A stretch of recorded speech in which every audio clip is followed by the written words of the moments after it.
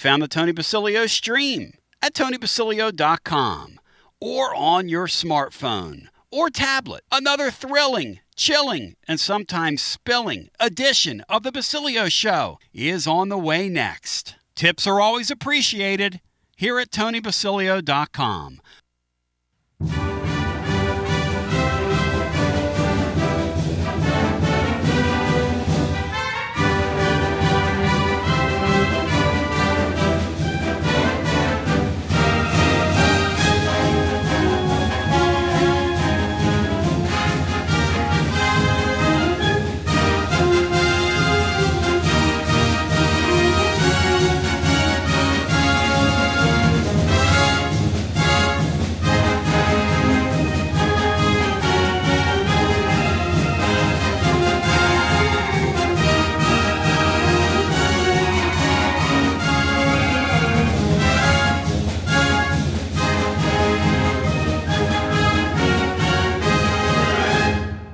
You found TonyBasilio.com, home of the Tony Basilio Show. In just a few minutes, we'll be right with you with another award-winning, action-packed edition of your Tony Basilio Show.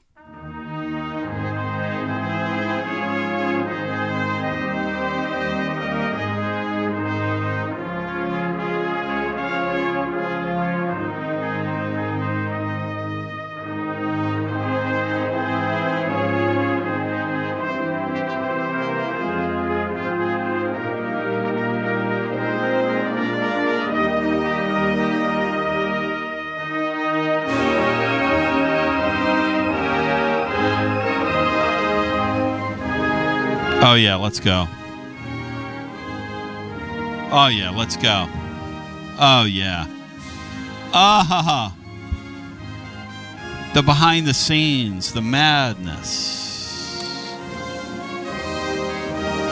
The madness, ladies and gentlemen. WJBE, 1040 AM, 99.7 FM. Translator W259AB. Powell, Knoxville. Better late than never. You tried the rest. Now you're going to try the best as we welcome you to our Monday edition.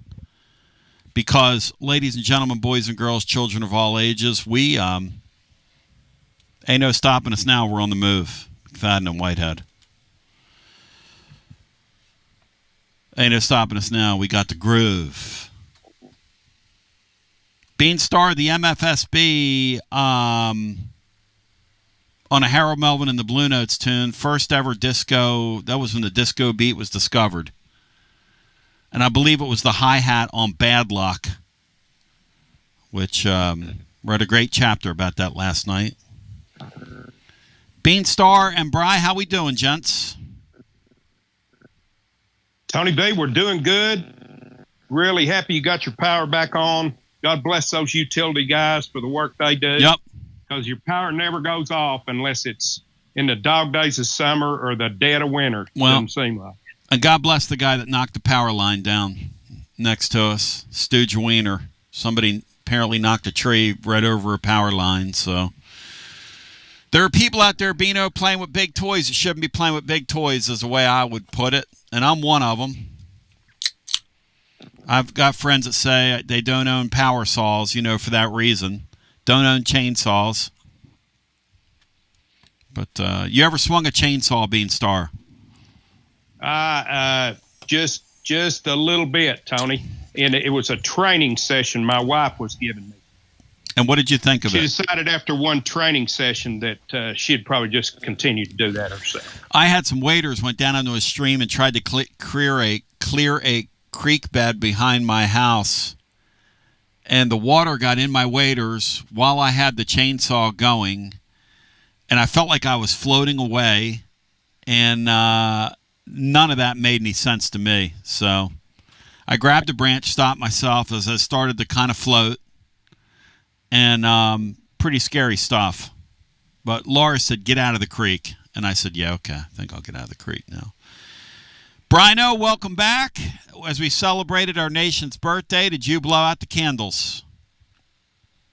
The candles might have blown out me. Interesting. So I don't play with fire. Boys, I'm fired up and focused and prepared today. I'm Throaty's got me thinking about just the utter obscurity, okay, that our guy has come from here. This quarterback that we call Joey Football. Now, today the throat letteth offeth, and on our Monday edition, and I got to tell you, he touches on several different matters like schedules matter, recruiting matters, and goes right on down the list. What happened to our entry? There was like 10 bullet points, and now there's 5 made it. I don't know. Anyway, I guess I got edited here. Oh well. So, Beanstar, you think there's ever been a guy start a season at one of these SEC schools that was unranked, that wasn't even on a radar, that was a 0-star quarterback coming out of high school, as it appears Joey Football was? 3,000 or so prospects, and you can't find his name in a database. You think that's ever happened for one of the top 6, 7, 8 teams in this league? I mean, you think it's ever happened in this league that a guy would start a season sort of as a 0-star quarterback?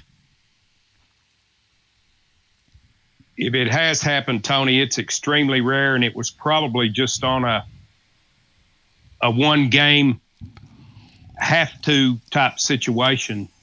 I doubt there have been many, if any, teams in this league that have had 0-star quarterbacks.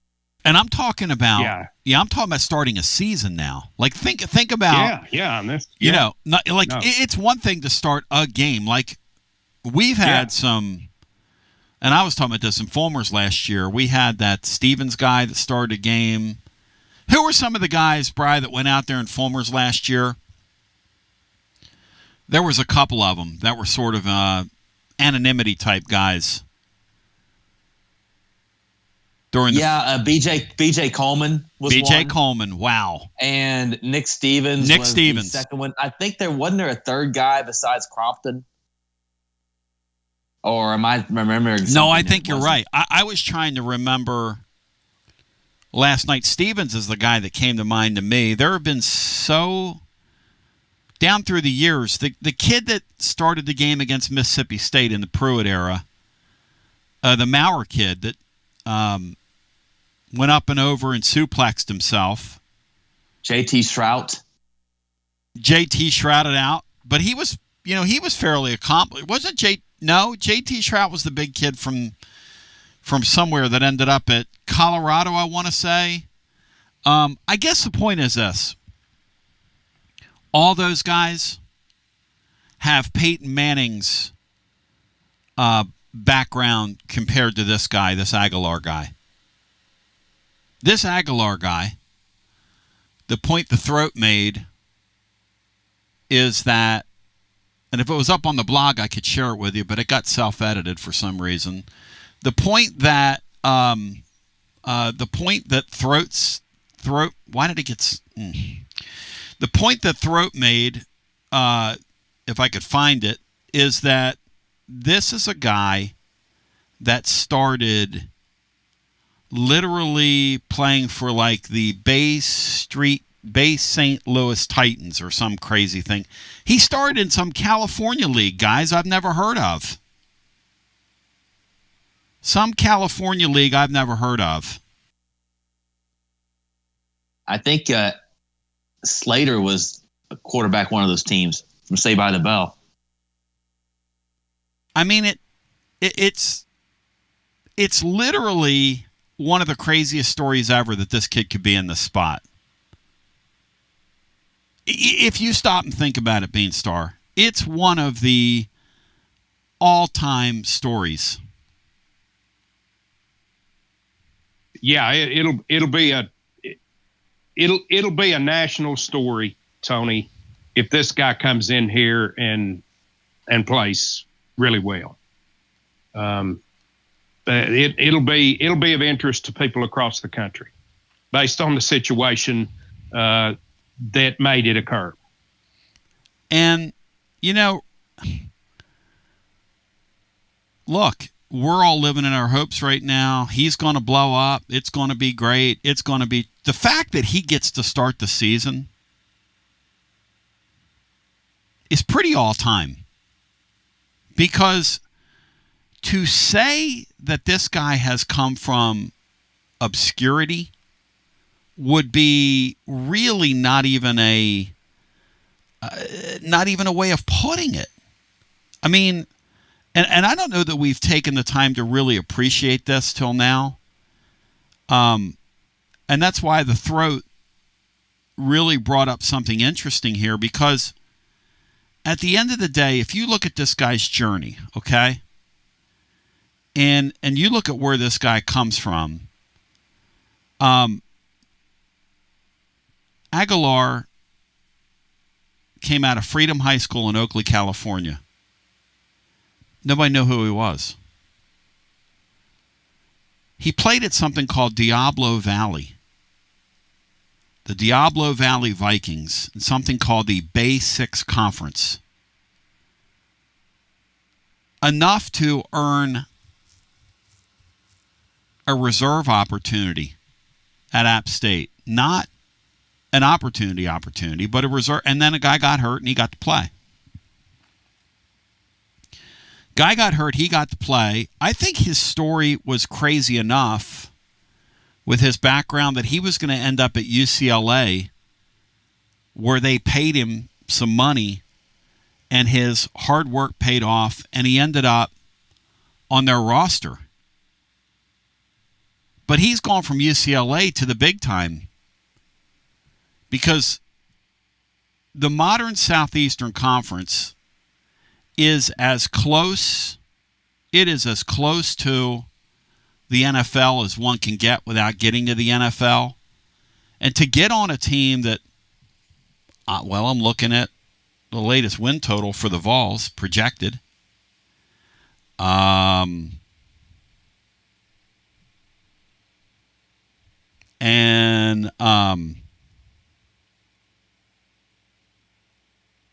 8.5. And so I'm saying to myself, 0-star recruit to that. 0-star recruit. I just, for the life of me, say to myself, who else fits that definition that's played in this league? Let alone started a season for a team. And it's really an interesting, because Throat made the point, and it's a really interesting point he brings up today. Because we were talking with Watson Brown about this. The thing that's really changed about these sports is the level of patience on all sides. And this goes both ways in all these sports. But if you think about all the players that now wear these uniforms versus all the players that used to wear these uniforms, all the players that wear these uniforms, there are so many that come and go that it's just dizzying. It's kind of like Bino before free agency in baseball. And we remember this because we're old enough to remember this, but you remembered all the teams on all the teams, all the players rather on all the teams in whatever league you followed. You could pretty much name 7 starters off somebody's team. You couldn't do that now in a professional sport. I mean, even the hardcores couldn't do that right now because it changes so frequently. But back in the day, it was, we could sit here right now and name the Los Angeles Dodgers, the Philadelphia Phillies from the 70s, the Yankees from the 70s, the Royals from the 70s. We could sit here, me and Bino could rattle them off. You couldn't do that today if you tried. College football, change is the only rule. Change is the only rule in college football. And in a lot of ways, Alabama and Tennessee are two teams that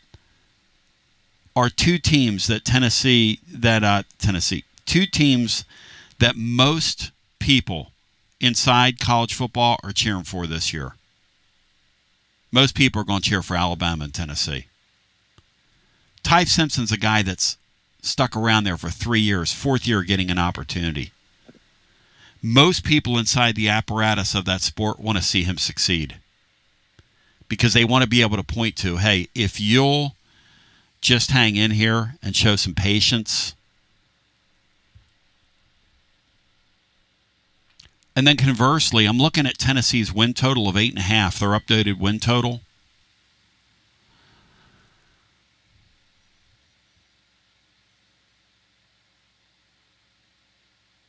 Explain this to me, guys.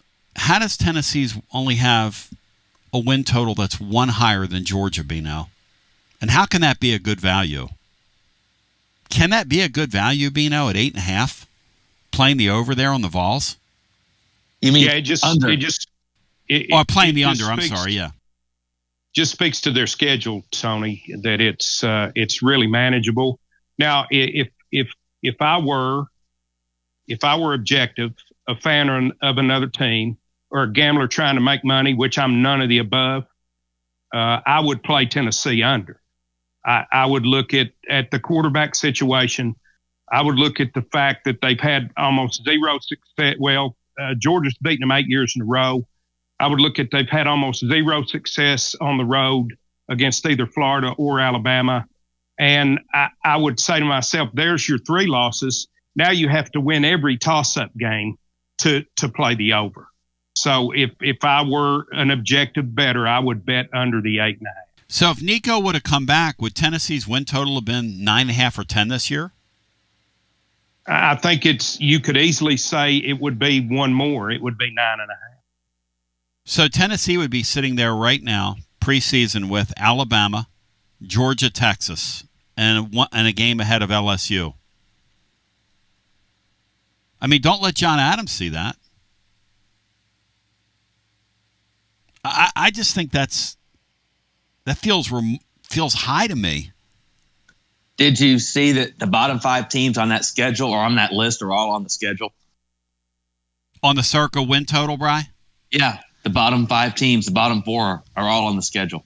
Oklahoma is 7, to Brian's point, which is a pivotal game for the Vols early in the year. Vanderbilt at 5.5. Arkansas is 5. Matt Jones and our neighbors to the north are not talking playoff this year. Kentucky's 4.5.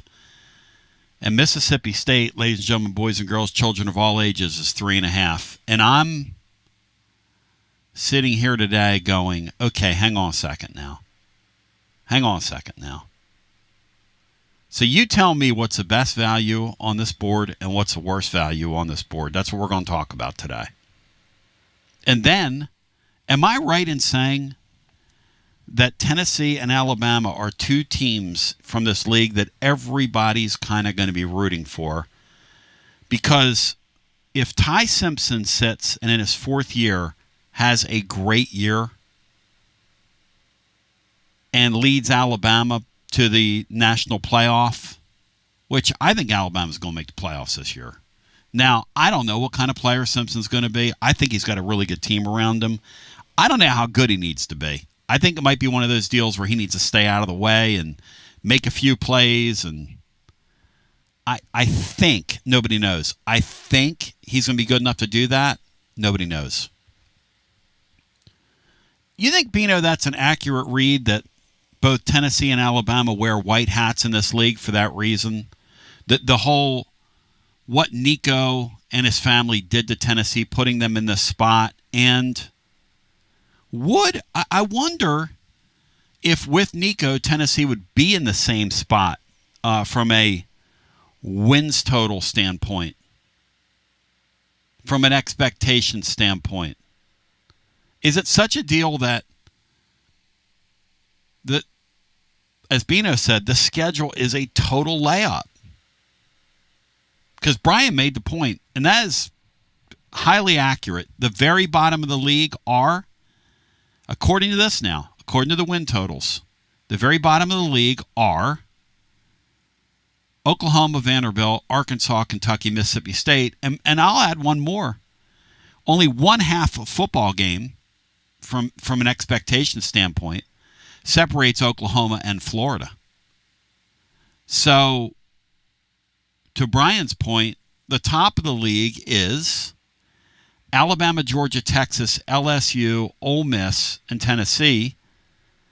Of those 5 teams at the top, we just mentioned Tennessee plays 2. They miss 3. And then they get the very dregs of society at the bottom of the schedule. And there is a massive drop-off when you get down around the bottom of the league. A massive drop-off. I'm talking, and as we've established here, the difference between the Big Ten and this league is the middle of the conference. And Tennessee, essentially, Bino, avoids the middle of the conference with their schedule. They're avoiding the middle. Yeah, you've got you've got Oklahoma paired in that group, and you've got Florida paired in that group that you would consider the middle. But they play 2 of the top 5, only 2 of the top 5, 2 in the middle, and everybody that's at the bottom. Which I'll take that every year. Kentucky and Mississippi State. And I'll take that every year, Bino. I'll take that every year. If you take the 4 teams at the very bottom that appear on Tennessee's schedule this year, and you add their win totals up, Vanderbilt plus Arkansas, that's 10.5 wins. Now that's a power team back in the day out of this league. And then you took Kentucky and Mississippi State and added up their win total. It's Tennessee's win total this year. It's actually 8. No, it's 8.5. It's Tennessee's win total this year. That's kind of crazy, Bri. They have our win total. Kentucky and Mississippi State are going to account for as many wins as we are. Allegedly. So we have a lot to talk about. 865-200-5402 is the number. Let's fire it up, focus it, and prepare it. We come back. It's a day where we're getting a late start. Better late than never. Off and running. Fire it up, focus it, and prepare it. We open up the TLD Logistics phone lines after this. Baseball, football, softball, church groups, or schools, if you're raising money, do it with locally roasted Grade A Grounds coffee. I'm Billy Miller, a Vol alum and Knoxville native. You keep 40% of sales, and we donate 5% back to our East Tennessee community. Get started today by visiting our website at gradeagrounds.com. Summer is officially here, and the last thing you want during sweltering heat is a broken air conditioner or HVAC system. That means it's more important than ever to keep you and your family comfortable and safe when extreme Tennessee temperatures arrive. Don't ignore the warning signs that your AC is struggling or nearing the end of its lifespan. And if you need emergency HVAC repairs, routine preventative maintenance, or want to invest in a new system, then call the trusted HVAC experts at Pipe Wrench Plumbing, Heating, and Cooling. This month, get up to a $1,000 discount when you buy and install a new air conditioner or HVAC system. We make it easy with free on-site estimates for replacements and free second opinions on repairs. And if budgets are tight, we offer flexible payment plans including 0% financing with credit approval. Be sure to ask about our 10-plus year warranties that are 2 times longer than industry standards, so you don't spend a cent on unexpected costs in the future. So call Pipe Wrench at 865-264-8090 or book online at pipewrench.com to schedule your appointment today. And as always, same-day service guaranteed or the visit is free. Life never stops moving. And between the 30-minute commutes, daycare pickups, weekly soccer practice, Tuesday night yoga, X number of coffee runs, and that weekend trip to grandma's, you're racking up the miles. What you need is a tire that can keep up. A tire designed for doers. A tire that's going to last. Like the exceptionally long-lasting Michelin Defender tire. With an 80,000-mile warranty and the safety and comfort you expect, you can forget all about the miles ahead and focus on getting to your destination. or conquering your to-do list. Fleet Tire, I-275 exit 1B at East Woodland Avenue in Knoxville. That's Fleet Tire, I-275 exit 1B at East Woodland Avenue in Knoxville. Fleet Tire. Jeff Hall here. I'm a partner at Rather & Kittrell Capital Management. And here at Rather & Kittrell, we understand that life is full of transitions. Since 2000, our team of dedicated certified financial planners has been helping individuals, families, and businesses navigate these changes with confidence. From comprehensive wealth management to tailored retirement plans, we're committed to guiding you toward a secure financial future. Ready to take the next step? Visit rkcapital.com or call us at 865-218-8400 to start your journey today. Rather & Kittrell is a registered investment advisor. Out-of-town law firms have been swarming into East Tennessee lately. From Memphis, Chattanooga, and Birmingham, they've stormed into the area. Wouldn't you rather do business with a local firm? You know, a true neighbor. Marco Scarza and the pros at the Garza Law Firm are just that. There are neighbors and friends that support local causes year-round. The Garza Law Firm works to serve you professionally on criminal matters, injuries and accident matters, and Social Security and disability filings. The Garza Law Firm is here for you at garzalaw.com. The Garza Law Firm. Let us help. Are you stuck in a dead-end job or ready for a new challenge? Do you feel like it's time to try a new career? Well, it's time to change lanes with TLD Logistics. My friends at TLD Logistics have some really exciting opportunities for you to learn a new skill. With a new 5-acre driving academy that's now under new leadership with all new course material. And the best part, it's absolutely free. What a great deal to set you on the road to higher pay. And TLD Logistics even offers weekly stipends to offset food and gas expenses. In 6 weeks' time, you could complete this course and be in compliance with FMCSA regulations. Then you're ready for the open road of opportunity. What are you waiting for? It's time to change lanes with TLD Logistics. Visit tldlogistics.com. That's tldlogistics.com. TLD Logistics.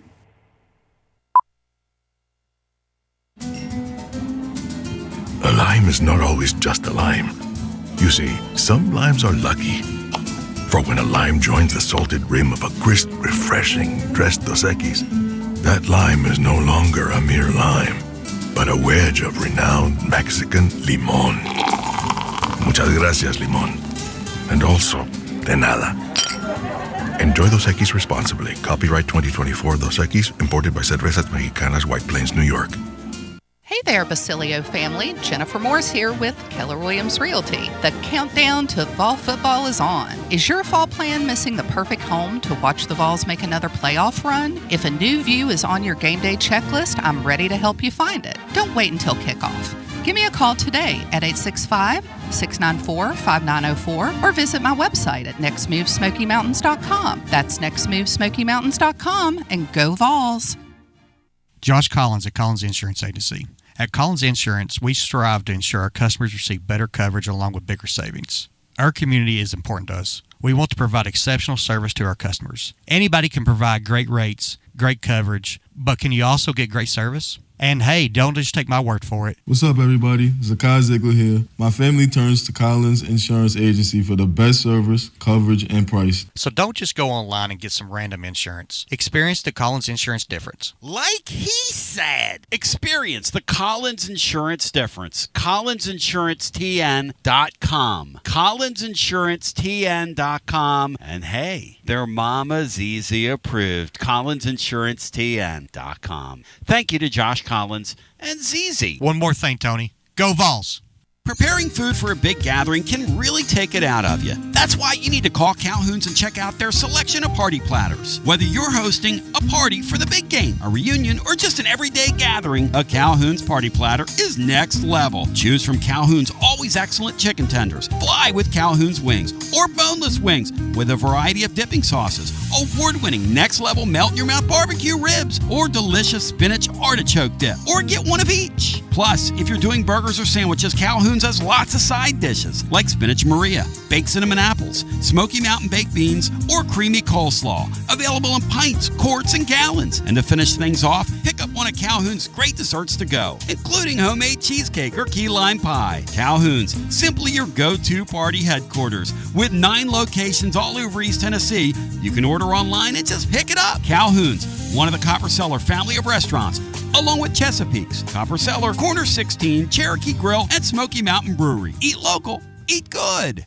It's always magnificent. Mondays on the Basilio Show, presented by our friends at Fleet Tire. I-275 exit 1B at East Woodland Avenue in Knoxville. Fleet Tire, I-275 exit 1B at East Woodland Avenue in Knoxville. And now, back to B. I'm looking for somebody, as we welcome you back here, looking for somebody who's as obscure as Joey Football. Entering college football, just with this story. This guy's like a Disney story or something. Somebody had mentioned Stetson Bennett. Stetson Bennett's a good one. And you said, Bino, you had gotten that from Rusty, right? Yes, Rusty sent me that. Stetson Bennett, just looking it up here. I think Josh Heupel might be able to fit that criteria because I don't think he was highly recruited. Stetson Bennett. He had to go to Stetson Bennett, a 2-star prospect by 247.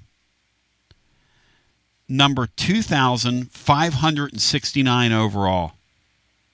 That's pretty obscure. Yeah. To do what he did, that's pretty damn obscure. And then he was the number 197 player in Georgia. Now, what our guy has had to do, going out and playing one of those California leagues with the Bay State Titans. Eric Swan played for the Bay State Titans. That's why I remember that. Do you remember the Eric Swan guy, Bino, that played for the Cardinals for a while? Defensive lineman. He never played college football. They got him from the Bay State Titans. That's always stuck with me. But we'll go to the phones. 865-200-5402. You think when that kid was playing in that 7-team league out there in virtual anonymity, he could have ever foreseen that he was going to get an opportunity to start in the Southeastern Conference, to play in the freaking Georgia Dome against Syracuse on national television? Now you think about that. Think about that for a second. Just to get a chance to do that. To start a season in this league for one of the halves.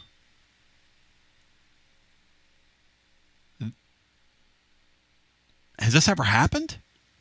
Because Bennett, I'm looking down here, Bennett was a 2-star player, it said. So this guy was a no-star player. This guy was a no-star player. Seems almost impossible, doesn't it, Bino?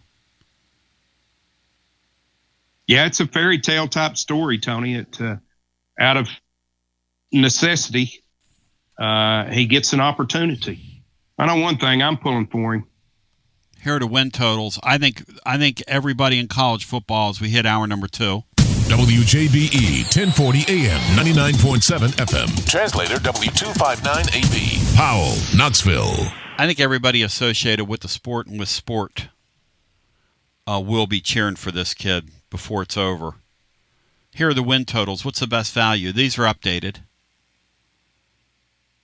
Alabama 9.5, Georgia 9.5, Texas 9.5, followed by LSU 8.5, Ole Miss 8.5, Tennessee 8.5.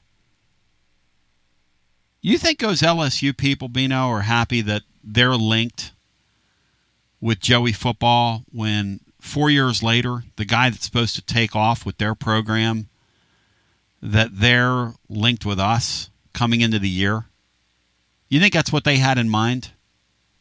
I mean, 8.5 for LSU seems like a layup, Bino, doesn't it? Playing the over there seems like a layup, doesn't it?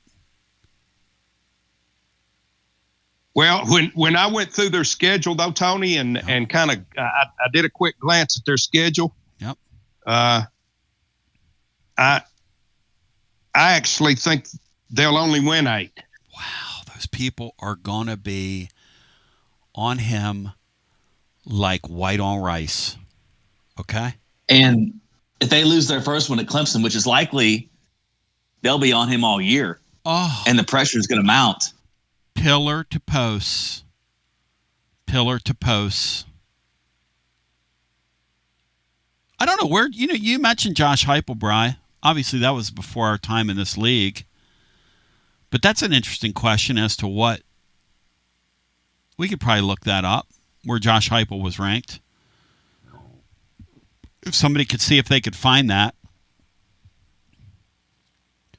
So LSU's 8.5, Ole Miss 8.5, Tennessee 8.5.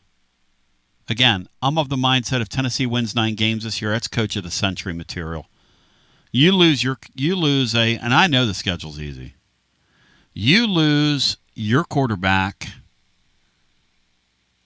and look, you bear some blame for that. That was mishandled by Tennessee. That was mishandled by our coach. It was. I mean, but now you're in a hole and you got to get out of it. And if you can get out of that hole and go 9-3, you got my vote. Whether you contributed to the hole or not. I still blame the crazy family and just the crazy circumstances around this era. Because the whole thing's nuts. Auburn's 8. Texas A&M is 8.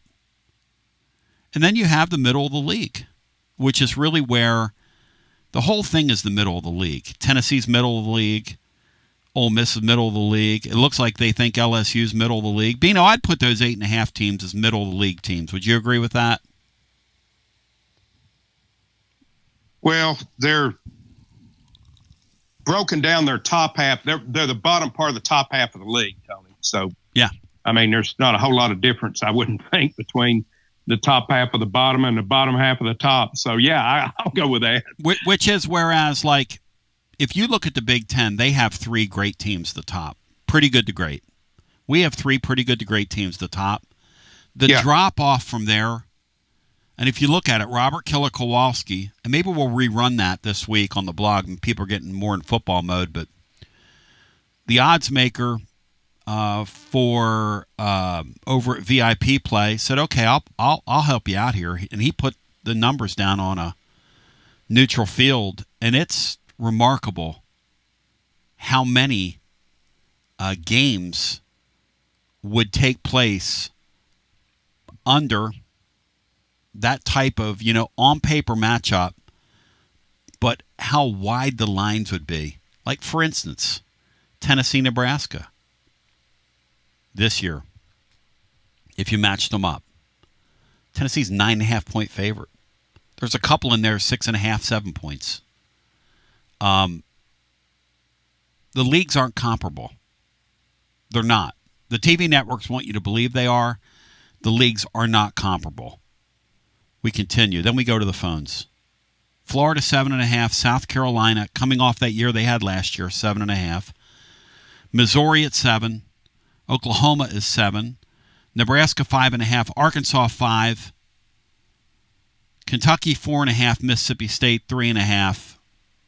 Who amongst us feels like South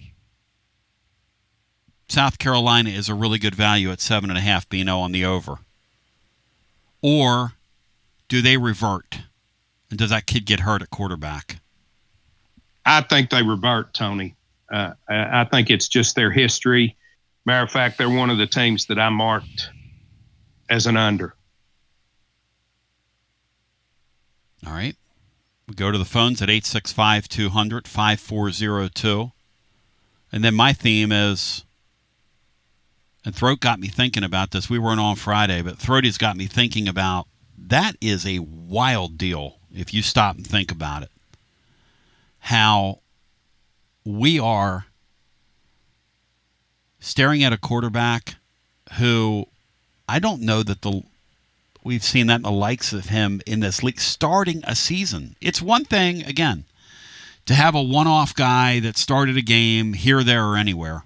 And you go, oh, well, God, that's, Treon Harris. Okay. I don't know where he was ranked. I have no idea. Brian mentioned Nick Stevens before. I'm sure those guys were all 2- and 3-star players, though. The Maurer guy, do you guys remember where he was? Was he like a 3-star player? Surely he was, right? And sometimes guys are 5-star players, like this Harrison Bailey guy. I think Matt was saying he's on Florida's roster now. He's a backup quarterback at Florida. I think he's like on a sixth team. And I'm semi not kidding here. He's bounced around. Tennessee, UNLV, Louisville, now Florida. That's 4 teams. Is there a 5th in there, Bri? Is there another one in there for Harrison Bailey? Back to the phones we go. Hello and welcome in. You're on our Monday edition. Hey, Tony, it's Sam in Nashville. I just passed the Nashville soccer stadium. There you go. It's beautiful, man. That was fun down there the other night. That was fun. Yeah, it's a good area. It's not, down in all the craziness. But I enjoy it. Do you go to games there? Do you go to the soccer games? No, mostly because I'm never in town.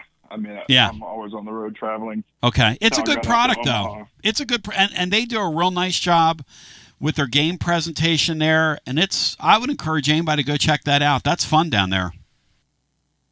Yeah. I mean, I think it's one of the biggest soccer stadiums in the United States. Yes, it is. It's and that thing was filled the other night. Like, filled.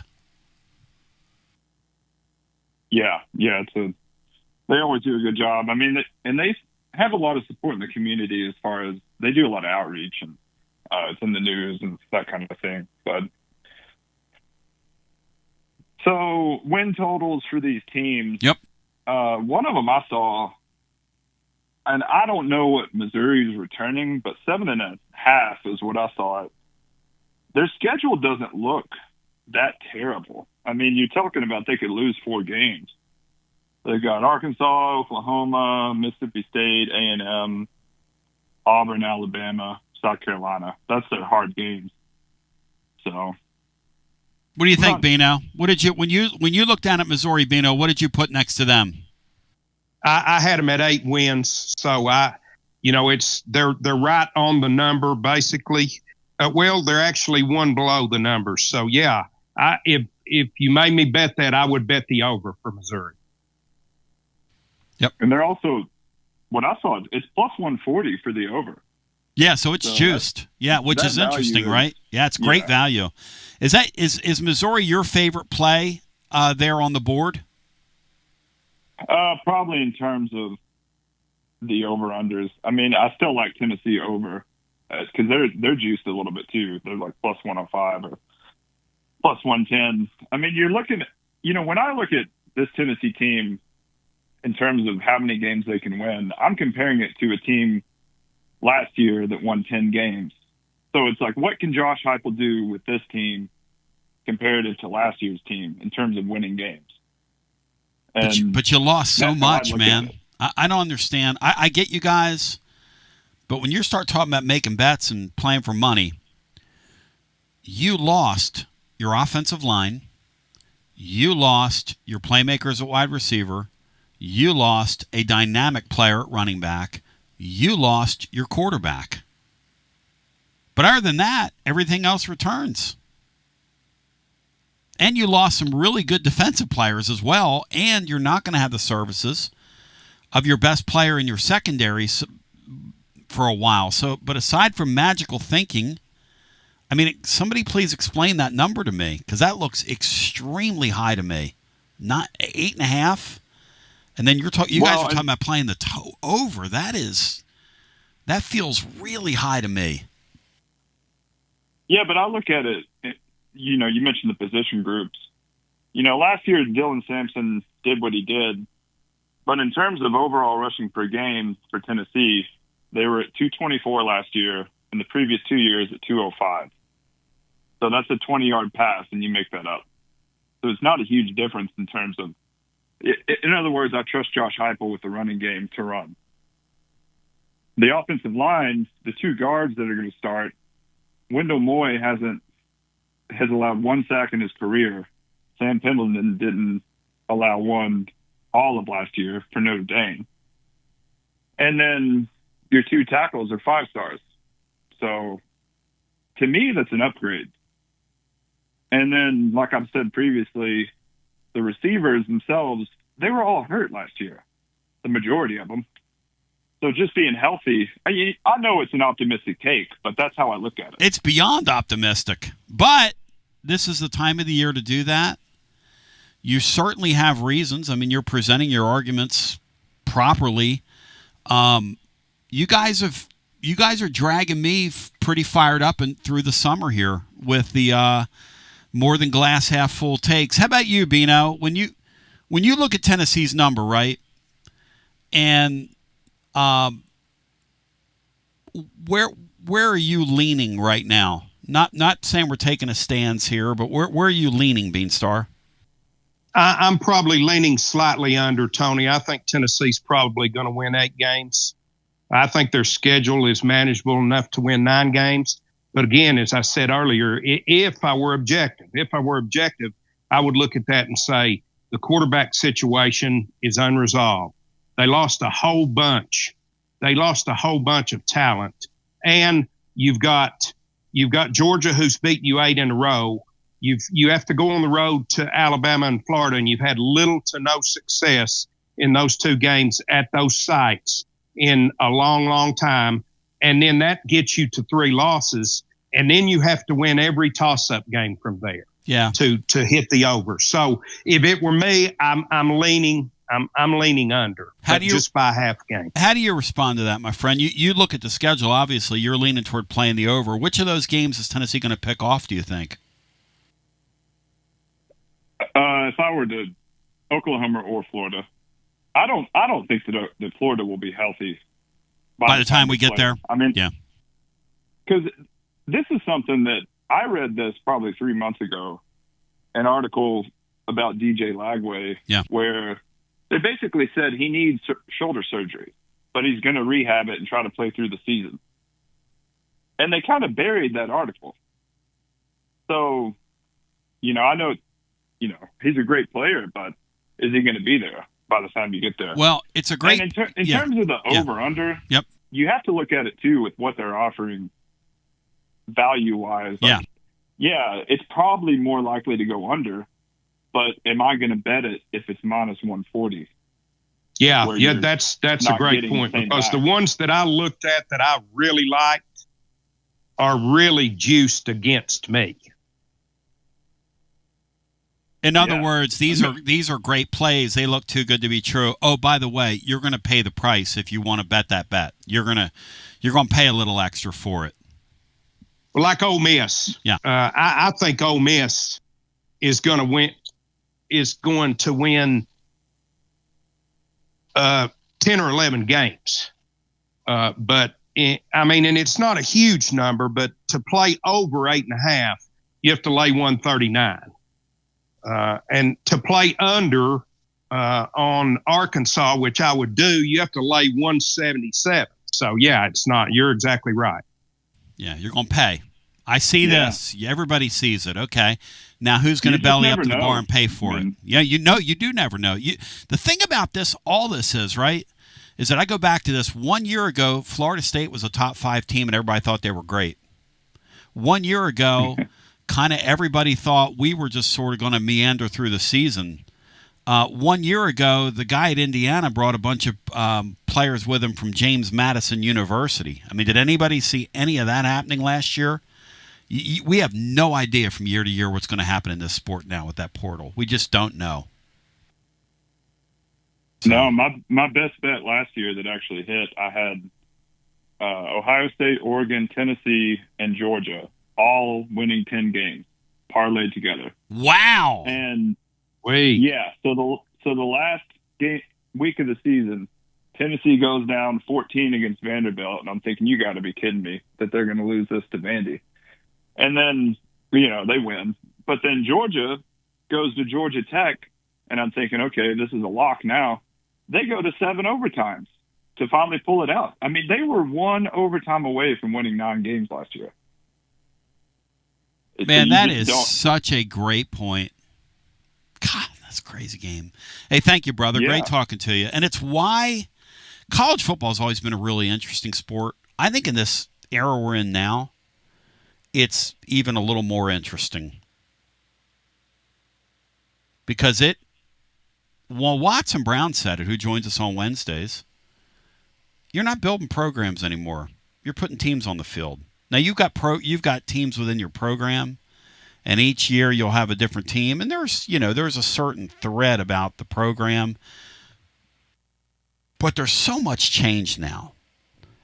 There's so much uncertainty from year to year, and really from week to week. And there's a lot of good ball players out there, too. That's the other thing, Bino. It's kind of like this baseball thing. You watch college baseball, or you watch this draft coming up, and there are baseball players, there are football players all over the place. And again, Joey Football might be the most obscure quarterback that's ever started the season for a half in this league. He might just be that. Total obscurity. What do you think, Tony, Bino? to our caller's point, if you look on BIP at Tennessee's totals, if you want to play the under, which I think is probably the play, I mean, they're not giving away any money. To play the under, you got to lay 145, 143 to 145. Play the over, it's at plus 112. So that's the choice that they make you make, that they make you make. And if everything were just even minus 110, this would be a lot easier. Oh yeah. And then again, it's also a very fun thing to look at because it gives you a sense for what the odds makers and the people that do this for a living think about your team. Yes. And they think more of I'm surprised by what they think of my team. I'm also surprised that 9.5 is the number at the top of the league. No 10s. There have been years, guys, where we've seen 10.5s here. Some of those Alabama teams have gone off 10.5. Does that surprise you, Bino, that 9.5, like Texas, 9.5? These teams are Georgia, 9.5. Does that surprise you, Bino? Not terribly, Tony, because I think you look at probably those three teams and stay there. They're really, really equal. And as good as the name is, and I think he's going to be a fine quarterback, you don't know what Texas has got under center. Nope.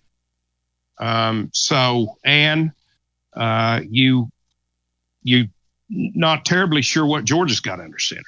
What if you had a 9-game schedule in the SEC? What would that do to the total? It would. Well, you'd get your. Would it be even lower? Of course it would, because you would get your guaranteed win out of there. I think if Alabama, Georgia, or Texas, any of them had a returning quarterback, I think one of them would be 10. No doubt. 10.5. And that's why. But they don't. You ask yourself, where would Tennessee's place in all this have been if Nico and his family didn't pull their stunt? I don't know. Would they be in the same spot? I don't know. Would they be thought of about the same way? I think Nico right now is about a replacement level football player. And I think this is showing it to you. Be a good question for your odds maker guys at VIP, Tony. Yeah. Really good question. I'm going to bring him on at some point this week. Phil Steele's going to join us tomorrow off the top. I'm not sure if Phil Steele, looking at his magazine, thinks a lot of the Vols. Brian, where did he have them ranked nationally? 40-something? So, 45, 44, something to that effect. Hello and welcome into our next call. You are on our Monday edition. Hey, y'all. This is William from Fort Georgia. Welcome in, William. All right, so I'm going to start off by saying, how was y'all's 4th of July? Great, buddy. Hope yours was as well. Yeah, it was amazing just watching the fireworks go off. It's amazing. Awesome, dude. Yeah. So, I'm going to start off with a simple question. How well do y'all think Joey Football is going to do? Bino, William asked a simple question, Bino. Repeat it for me, William. How well do you think Joey football is going to do? I don't know, William. I don't know if we're getting the guy from his first year at App State or from his second year at App State. I do think we've got a kid that's highly motivated. I think we've got a kid that's had a lot of life experiences, that has a good arm. I think he has the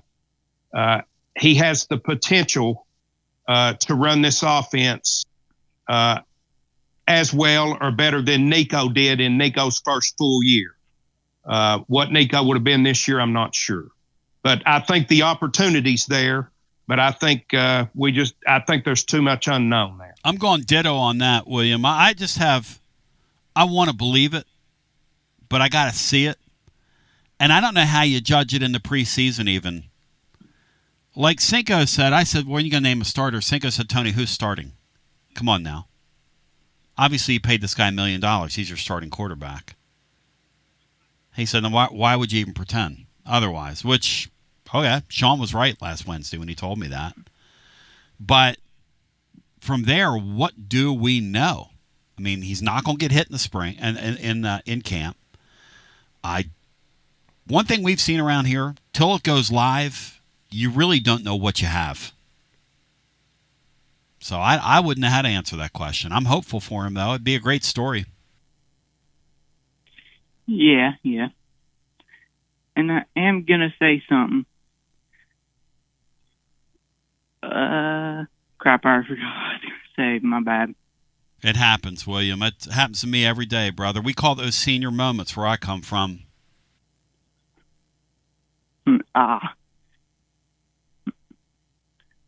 So I guess I had a senior moment there. You're the man, brother. What's your favorite kind of firework, if you had a choice?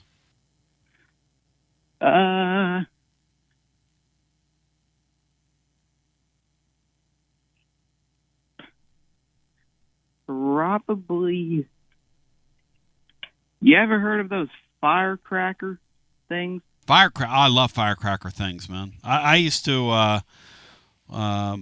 We used to do more things with firecracker things, William. Let's go back to our phones. When we were kids, we thought it was a fun thing to take the old M80s and try to blow toilets up with them. See if you blow some porcelain. But, you imagine me in my young days before my brain was fully formed, the things I would have been capable of with a firework. Were those installed in someone's house, Tony, or were they just old toilets that you guys just happened to have? They were in the bottom of a couple of the residence halls at Tennessee. Back to the phones we go. Hello and welcome in. You're on the air. Hey, guys, please. If you did stuff like that today, Dave, you'd be under the jail. When you did it when we were kids, you went back to your dorm room and laughed because water was everywhere. That's right. Hey, to the caller a couple of calls ago, that 4 overtime game, Georgia Tech game was in Athens. It wasn't at My gosh, that's even crazier. What a great, crazy game it is, man. Great game. And Josh Heupel was the number one and junior college All-American quarterback and the number one junior college quarterback coming out of junior college. Yeah, what we were wondering about, though, was high school football. What was he when he went to junior college? I don't know about that, no. But he kind of established himself a little bit playing 2 years of junior college. So, getting the comparisons to Aguilar and Bennett, the big difference there is that every offensive lineman that Bennett was being protected by is in the NFL. It's in the NFL. So that helps. A whole lot. A whole lot. Now? No, it helps a whole lot. You're exactly right. I hope it works out regular, but it would be fitting that it'd be another quarterback that Heupel would never ever consider bringing to Tennessee, unless given the circumstances that he came here by. that quarterback would work out like Hendon Hooker did. That would just be, if that happens, and if this guy goes out and balls out, you really got to start scratching your head about Josh Heupel's evaluations of quarterbacks. Dave has, you hate to say that, Bino, but Dave has a pretty interesting point right there. He really does.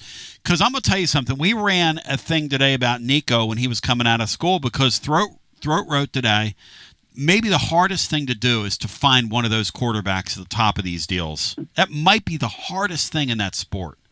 Like Bino was talking about the Manning guy, we don't know.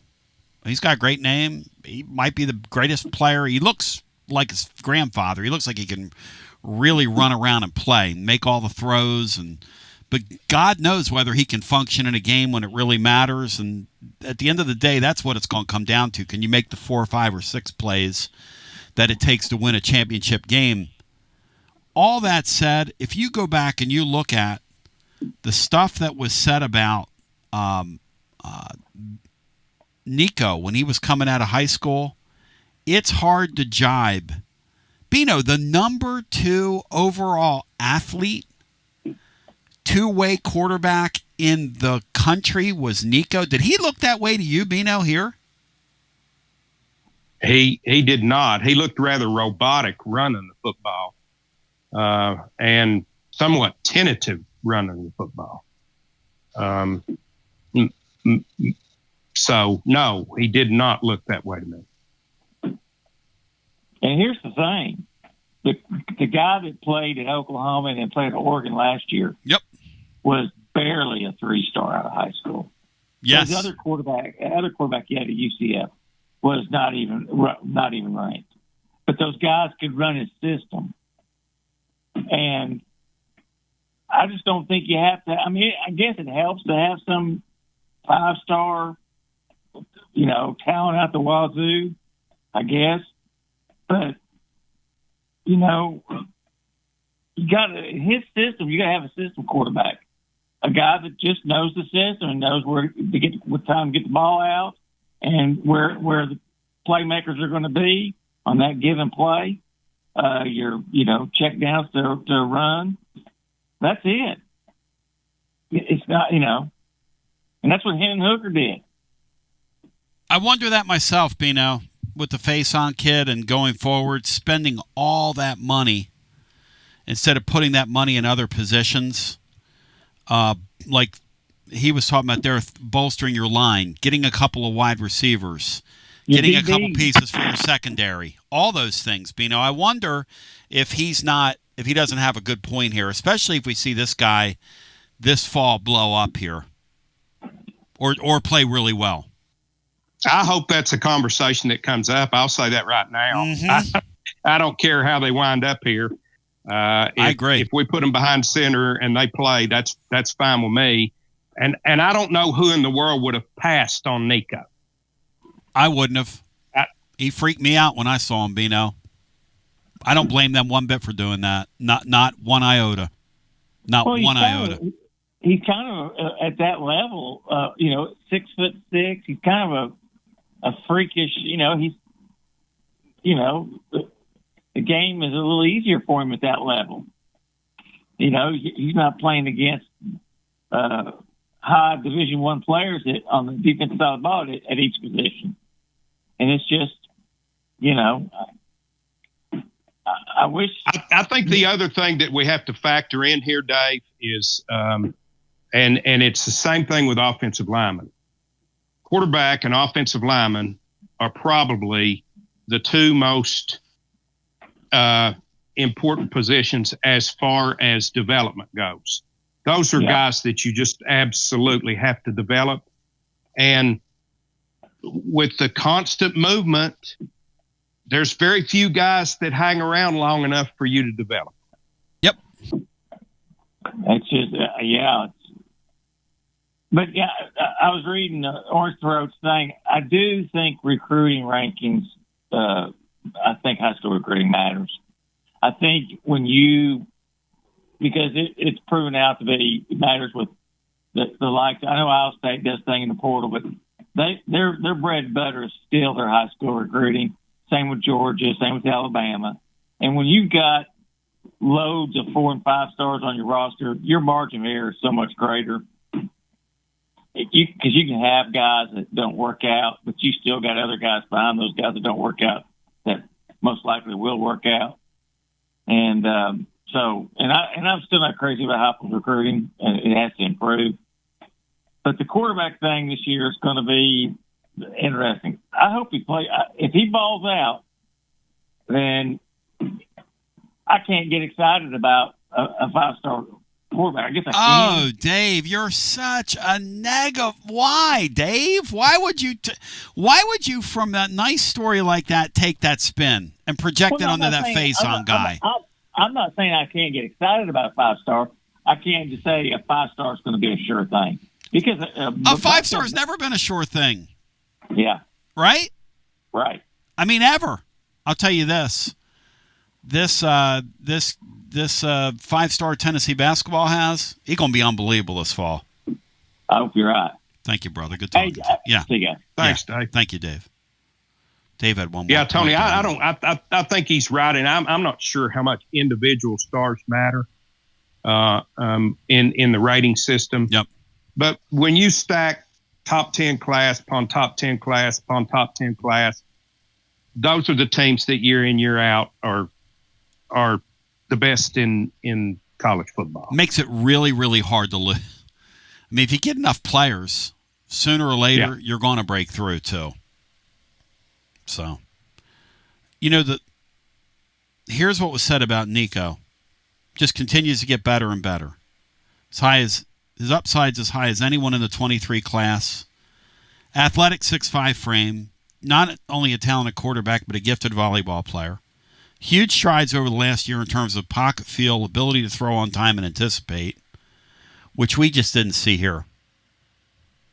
That's something we just didn't see from him. We did not. We did not see that from him. Always has a big arm. The eval goes on, but can now change speeds, can go through progressions and make accurate touch throws downfield look easy. Again, that's not something that Tennessee saw. Now, you saw the big arm. You saw every once in a while him make a throw that nobody else in college football could make. Moving along, he says he has exceptional escapability and is just as dangerous outside the pocket as he is throwing in it. Always a threat to take off and run for big yards when flushed or on design running plays. Again, Bino, I don't know how much of that we saw. We were supposed to see it, but I don't know how much of it we saw. No, I don't, Tony. I don't blame Josh Heupel for handling this the way that he handled it, as far as not knuckling under. But I sure would have liked to have seen him play one more year here, just to see if any of that blossomed in a second full year as a starter. Do they miss the developmental skill of an Alex Golish? Do you think that would have made a difference in what you saw with Nico? I don't know, Brian, since he was only here one full year. I don't think we would have seen it in last year. We may have, but I don't think so. I think there's a good chance we could have seen it next year. The one thought I can't shake is that after one season, Cade Klubnik was thought to be sort of a overrated player. Yeah. And then another year in that system, and he exploded. Now, I don't know if Cade Klubnik and Nico are comparable quarterbacks. I don't pretend to know that. Obviously, Clemson's in an easier league, but Cade Klubnik is regarded 365 days later in a completely different light than he was 1 year ago. It's a shame. It's a shame that you just move on, but Joey Football's the truth here going forward as we take a brief timeout and continue with more after this. Are you searching for a great local coffee? I'm Billy with Grade A Grounds. You can buy our freshly roasted coffee online and support a good cause with every sip. Great coffee, greater causes. Visit our website today, gradeagrounds.com. Living Vol fan, we're on the countdown to kickoff, and that means you need to make sure you are game ready. Head to Alumni Hall to get this season's Tennessee sideline apparel. Nike, Columbia, Peter Millar, and more. Shop top brands for the entire family. Hats, Yeti, tailgating gear, and so much more. If it's for the Tennessee fan, Alumni Hall has it. Spend $150 and get $10 in Hall cash rewards. Shop at alumnihall.com. Download their app or shop any of their locations in Knoxville, Murfreesboro, or the Tri-Cities. Alumni Hall, the ultimate shopping destination for Vol fans. It's the hottest post-game show on the planet. Garza Law, fifth quarter fan reaction. Fan reaction. As soon as the final gun sounds, we're live. Tony Basilio, and we are live once again with Chad Stockton of FC Alliance. And Chad, you're out there on the field, 100 strong here in Knoxville. Talk to me. What's been going on with FC Alliance now that the weather's heating up? We're out here for the first night of the boys' tryouts. We have over 400 kids that'll be here tonight. So a lot of exciting times right now for us. Our club team started at U9 and we go all the way through U19. We have over 1,000 kids that come from Chattanooga from the Tri-Cities that make all our teams and make this club what it is today. So we're excited about it. We finished the younger kids a couple of weeks ago. We just finished the girls last night, and now we're on to our older boys program as we speak right now. And we're blowing and going in the Tri-Cities. Tell me about it. We started FC Alliance North 1 year ago, and coming off the first year, we are the largest, most competitive club up in the Tri-Cities area. We just finished our tryouts last night. Looks like right now we will be well over 400 kids for the upcoming season. So great things happening up there. We've put our boys into some really good regional leagues. So we're excited about what the future holds for them and also our girls programs. If you want more information, check them out at fcallianceknox.org. That's fcallianceknox.org. Chad Stockton, keep growing the beautiful game here in East Tennessee. Absolutely. Thanks, Tony. Hi, I'm Jim Simpson, owner of Simpson Meats. When's the last time you grilled a really good burger or steak? One your friends still talk about. Our goal at Simpson Meats is to make that happen every time you have a cookout. All of our cuts of meats, steaks, burgers, briskets, and pork are always fresh, flavorful, and sustainably sourced. We are family owned, so we know the importance of knowing how and where your food is raised. We have been putting quality first since 1888. Visit our butcher shop off Lovell Road or online at simpsonmeats.com. Tony Basilio along with the great Mark Griffin. And we're here to talk about our friends at Performance Medicine. And Griff, their slogan, stay educated, stay healthy. That's you. Wow. I really like to think that, Tony, and I'd like to give Dr. Rogers a lot of credit because I definitely want to stay educated and healthy, and knowing that he's putting the time and effort in to make sure of my care, I want to encourage your listeners to put the time to learn and become educated and get to know Dr. Rogers and see if it can help with your health as well. And there's a really, really easy way to do that. In fact, they've got their own YouTube channel. You can see Dr. Rogers for himself with his staff. It's called The Performance Medicine Show over at the Performance Medicine channel over on YouTube. Also, more information at performancemedicine.net. To our friends in North Knoxville, a brand new location over in Fountain City, now accepting patients. So many ways to reach Dr. Rogers. And like they say, stay educated, stay healthy. Performance Medicine, online, performancemedicine.net. TB here for Cedar Bluff Plumbing, a live and local company that's been serving our area for over 32 years and counting, because every customer counts, and I mean no job is too small. Cedar Bluff Plumbing just voted #1 by City View magazine because multiple plumbing experts are on call to serve all your plumbing needs. Chances are there'll be a plumber in your area when you call, and they won't send some salesman to your house. You're going to get a high character, trustworthy, highly trained plumber who will serve you. Not like some of the these guys that look like they came off the set of America's Most Wanted. Cedar Bluff Plumbing is Basilio tested and approved and will go the extra mile for you because Chucky Mack is a servant of the people and my consigliere to the throne, celebrating over 32 years of serving living volunteers. Cedar Bluff Plumbing. Call 588-4448. That's 588-4448. Cedar Bluff Plumbing. Attention Vol fans, are you tired of complicated, clunky fleet technology that makes your job harder? Say goodbye to frustration and hello to Connexial, your hometown partner in logistics. It's time to rev up your operations with next level fleet management from Connexial. Connexial is here to keep your business on track with technology that works as hard as you do. Our game-changing ELD gives you more than just hours of service. With AI-powered dash cameras and real-time asset tracking, you'll have eyes on the road, cargo, and your fleet from anywhere, anytime. And the best part, our friendly US-based customer support team is just one phone call away. No more long wait times or frustrating tech talk. Just real people with real solutions. With Connexial, you get a professional team you can trust and easy-to-use products that keep you on the road. What do you say, Tony? I'm ready. Make the smart move and call Connexial today.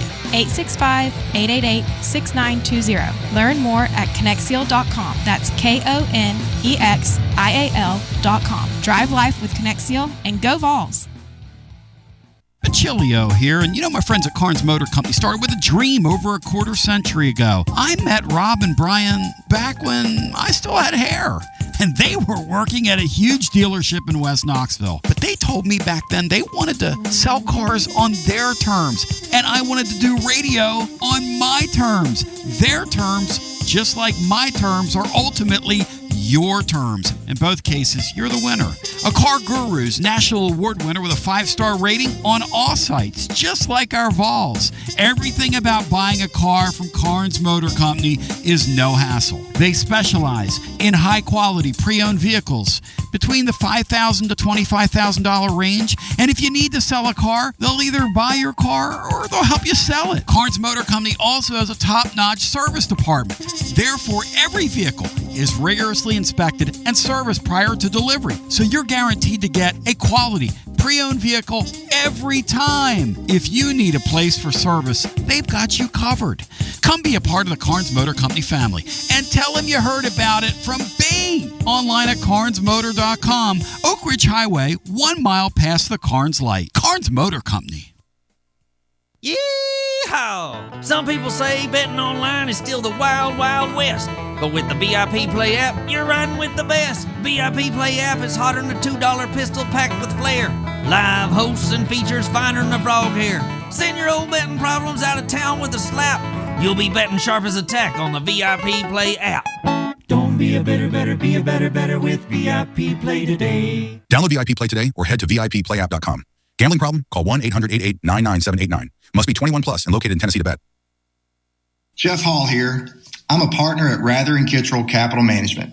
Life is full of transitions. Planning for retirement, managing investments, or navigating major life changes. Here at Rather & Kittrell, we're here to guide you through every step. Visit rkcapital.com or call 865-218-8400 to start your journey toward financial clarity today. Rather & Kittrell is a registered investment advisor. It's always magnificent. Mondays on the Basilio Show, presented by our friends at Fleet Tire. I-275 exit 1B at East Woodland Avenue in Knoxville. Fleet Tire, I-275 exit 1B at East Woodland Avenue in Knoxville. And now, back to Boo. Got about another 45 to play here on our radio show today. We're a little late for those catching us, but we got on late today, so we got about another 45. Left in your offering. Let's go back to our phones. We've been talking about the upcoming year, just admiring just how out of nowhere Joey Football is. Because he's pretty out of nowhere. He's pretty all-time out of nowhere, in fact.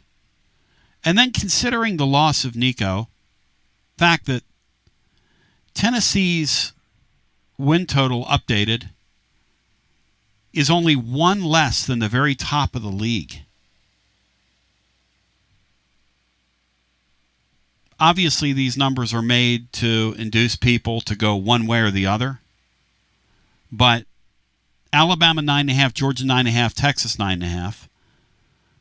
And the next grouping of teams is LSU 8.5, Ole Miss 8.5, Tennessee 8.5. One's left to wonder, what would Tennessee's number be if Nico would have returned? Would they be 9.5? Would they be 10? Would we be talking right now and expecting Tennessee to go to a playoff this year? Because obviously, and as Throaty wrote today over at tclub.team, schedules are pretty much everything in this deal. In these unbalanced leagues, some years your schedule's going to giveth, and some years it's going to taketh away. Some years it's going to punish you. Florida this year is getting punished with their schedule. There's no doubt about that. And one of our callers made the point that by the time we get to Florida, they're going to be all beat up. That's a pretty decent assumption. My mind. That's a pretty decent assumption as we lay here in early July. To the phones we go. Hi, welcome in. You're on the air. How are my friends compatriots doing today? Hey, W. Lynn, welcome in.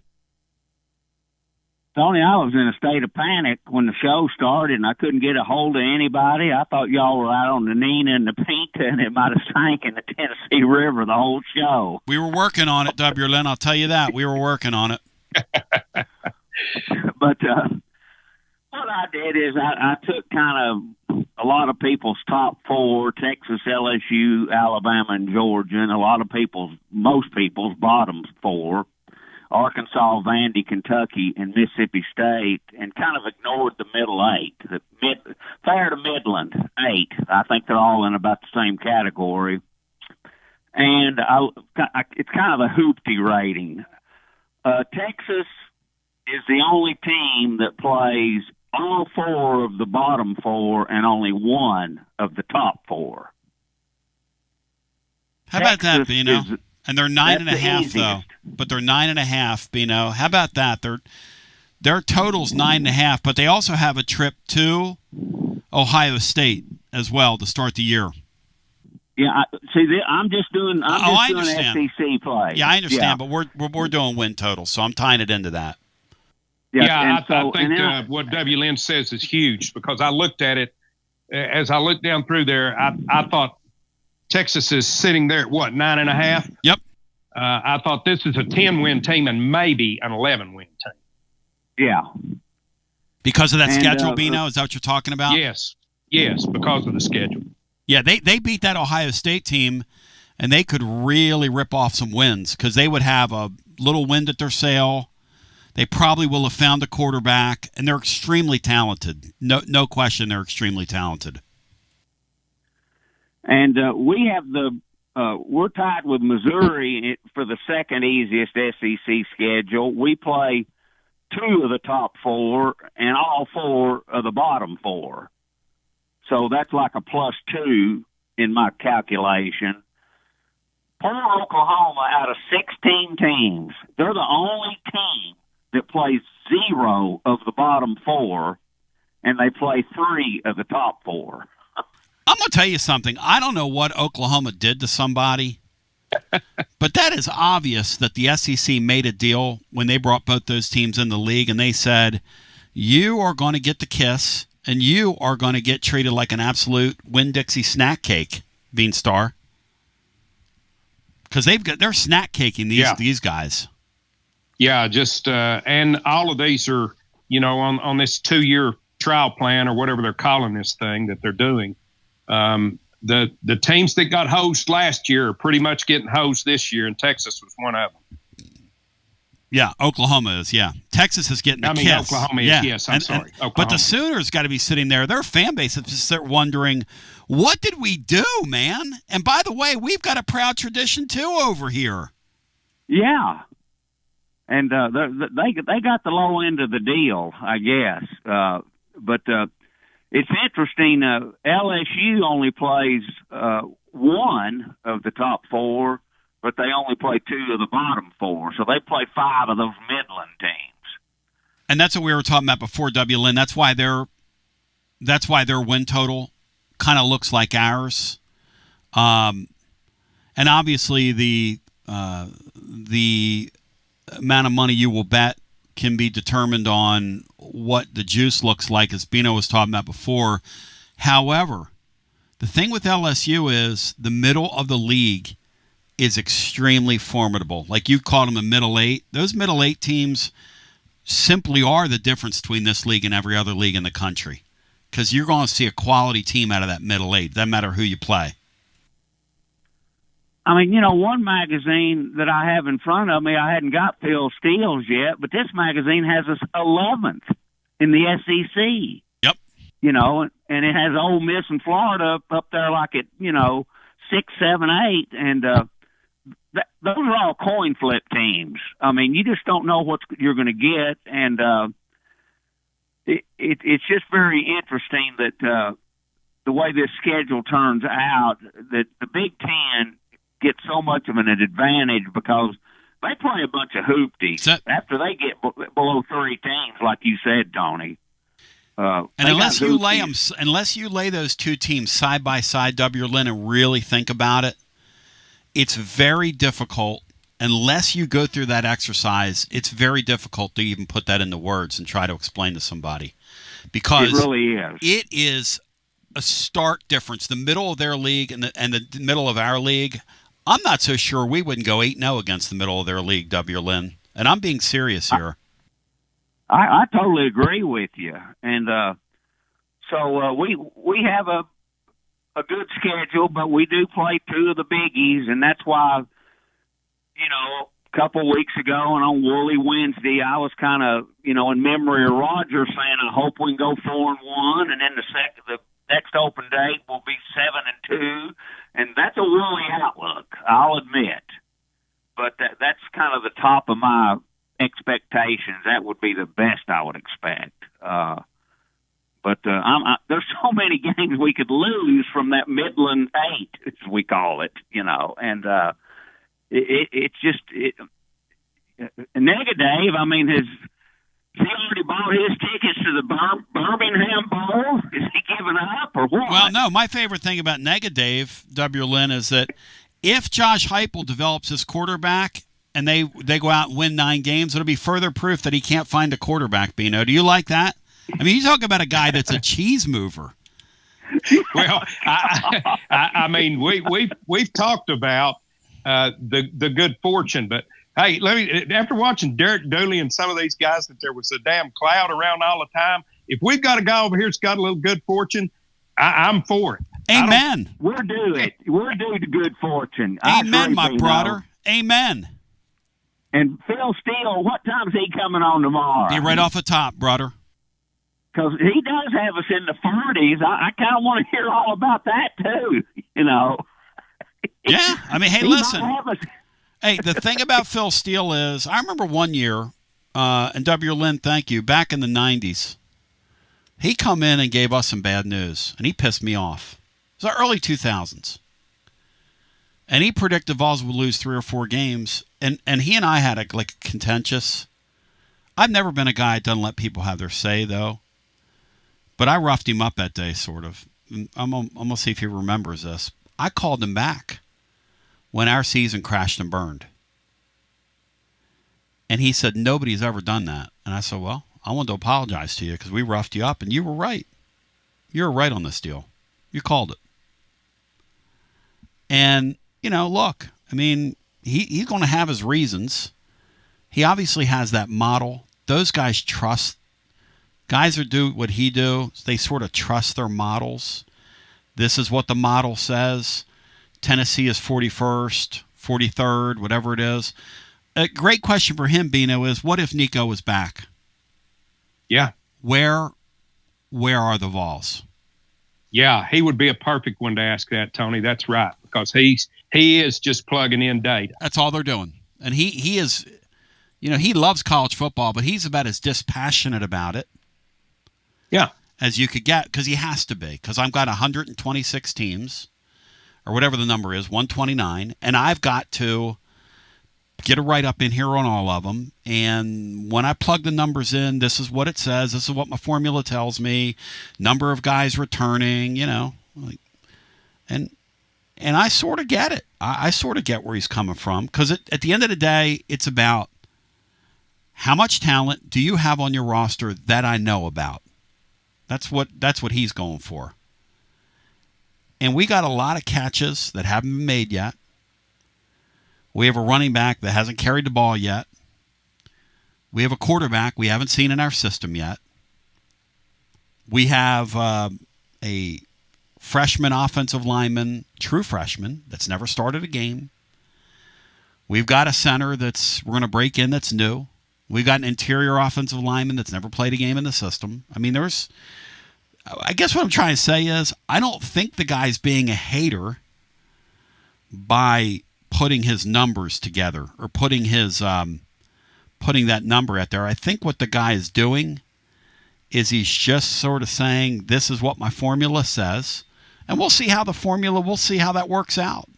Because, Bri, if he's right, and Tennessee's like, if they finish commensurate to 43 in America, what number would that be at the end of the year? Like a 7-5, Bri? Is that what we're looking at? Yeah, you're looking at 7-5, maybe 6-6 to 8-4 at best. Yeah, 7-5. I mean, Bino, 7-5 could happen. Surely it could happen. Yeah, it could, Tony. I'm going to be disappointed if this team only wins 7 games. But absolutely it could happen. My guess would be that this is probably a team that's going to win regular season 7 floor 9 tops. That would be my guess. Tony, I look back at Texas real quick, and just to show you the disparity that's out there on VIP, if you play the under, you can get a plus 145. But if you want to play them over like we're talking about, you got to lay 200. God, love it. Pay the price and pay no more. To the callers, we continue. It's the next half hour of the conversation. I love you. I appreciate you. The show continues. WJBE, keep it live and local. 1040 AM, 99.7 FM. Translator W259AB. Powell, Knoxville. So we've sort of inverted our pyramid here. Let's get a quick timeout in, and then we'll get to our final segment on the other side. And it is your Monday edition of the Tony Basilio Show. Bino and Bri are with us, and we continue. We'll get some more calls in right after this. Guests appear on the TLD Logistics Hotline. Online at tldlogistics.com. Your Smokies are back home this week, and so many great promotions every single night, like all-you-can-eat Wednesday and Thirsty Thursday with half-off draft beers. But this Thursday, we also have dueling pianos. Friday, we're celebrating Shark Week style. Captain America. Saturday, Captain America, the Hulk, you name it. It's Marvel Superhero Night with a free comic book giveaway. And we close the week on Sunday with Pete the Cat. Here comes Pete. Grab your tickets now at SmokiesBaseball.com. It's a huge week of celebrations with your Knoxville Smokies. Looking for the best 4th of July fireworks in town? Well, look no more. Join your Smokies on Friday and Saturday for the best and brightest fireworks show in East Tennessee. Let's celebrate America's birthday with America's favorite pastime. But we aren't finished there. Sunday is our day game of the week, the perfect way to close out the holiday weekend. Let the celebrations begin. We'll see you this weekend.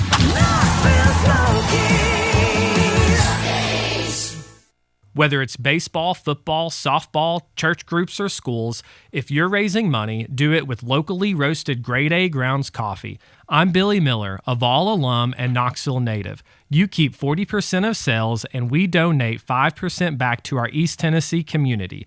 Get started today by visiting our website at gradeagrounds.com.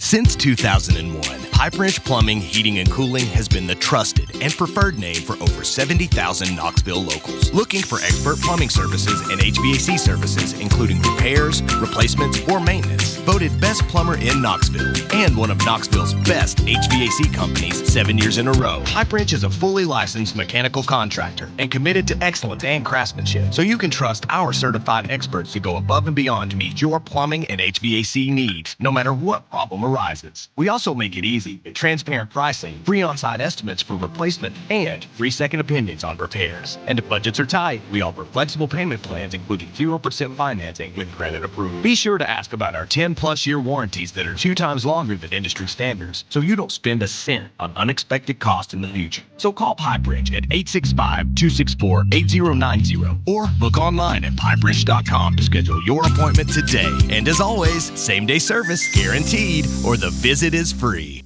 Hi, I'm Jim Simpson, owner of Simpson Meats. When's the last time you grilled a really good burger or steak? One your friends still talk about. Our goal at Simpson Meats is to make that happen every time you have a cookout. All of our cuts of meats, steaks, burgers, briskets, and pork are always fresh, flavorful, and sustainably sourced. We are family owned, so we know the importance of knowing how and where your food is raised. We have been putting quality first since 1888. Visit our butcher shop off Lovell Road or online at simpsonmeats.com. Life never stops moving. And between the 30-minute commutes, daycare pickups, weekly soccer practice, Tuesday night yoga, X number of coffee runs, and that weekend trip to Grandma's, you're racking up the miles. What you need is a tire that can keep up. A tire designed for doers. A tire that's going to last. Like the exceptionally long-lasting Michelin Defender tire. With an 80,000-mile warranty and the safety and comfort you expect, you can forget all about the miles ahead and focus on getting to your destination or conquering your to-do list. Fleet Tire, I-275 exit 1B at East Woodland Avenue in Knoxville. That's Fleet Tire, I-275 exit 1B at East Woodland Avenue in Knoxville. Fleet Tire.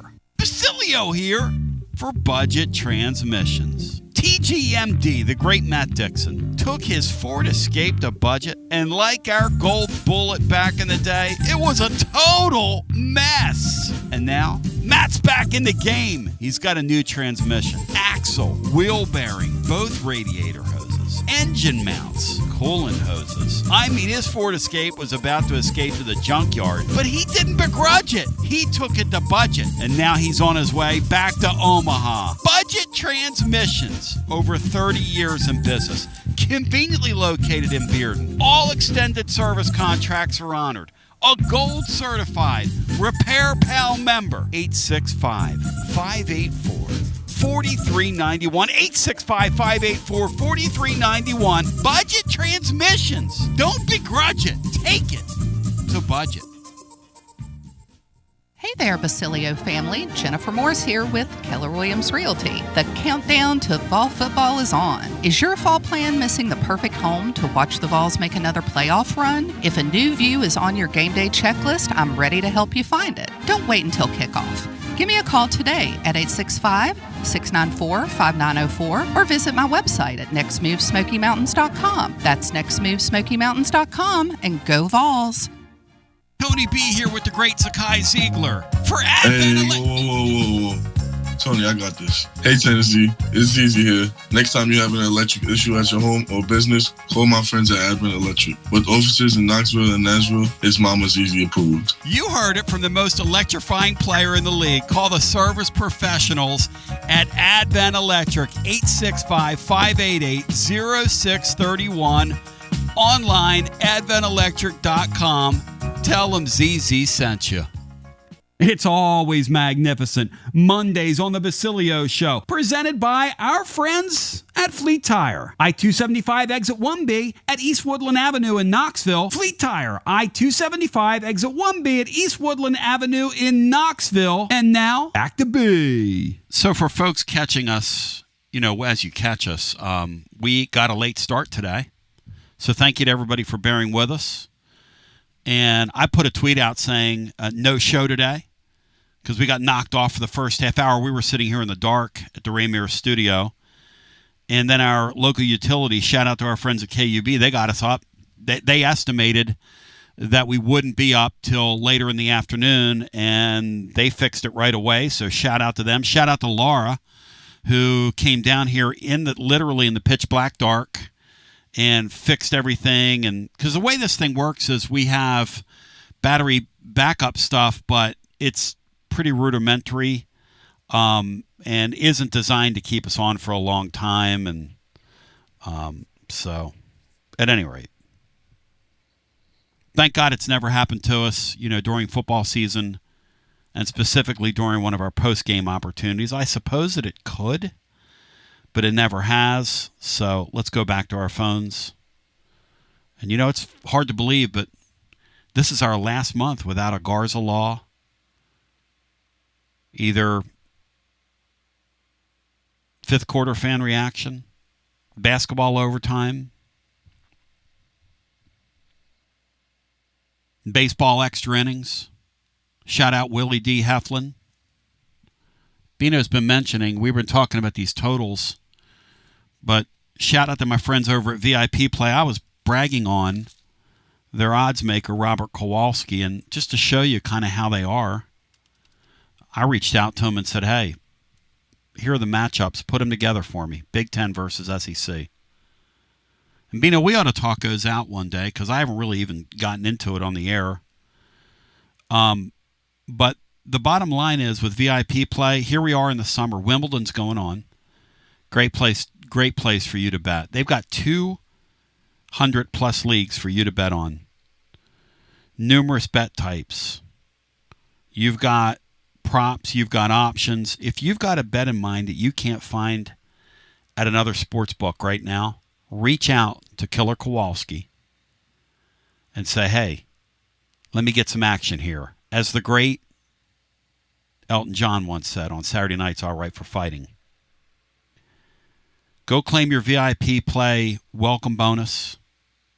First bet, $5 or more, $100 in bonus bets instantly. The promo code is TN Tony. Again, the promo code is TN Tony. Also, remember, daily profit boost, 25%.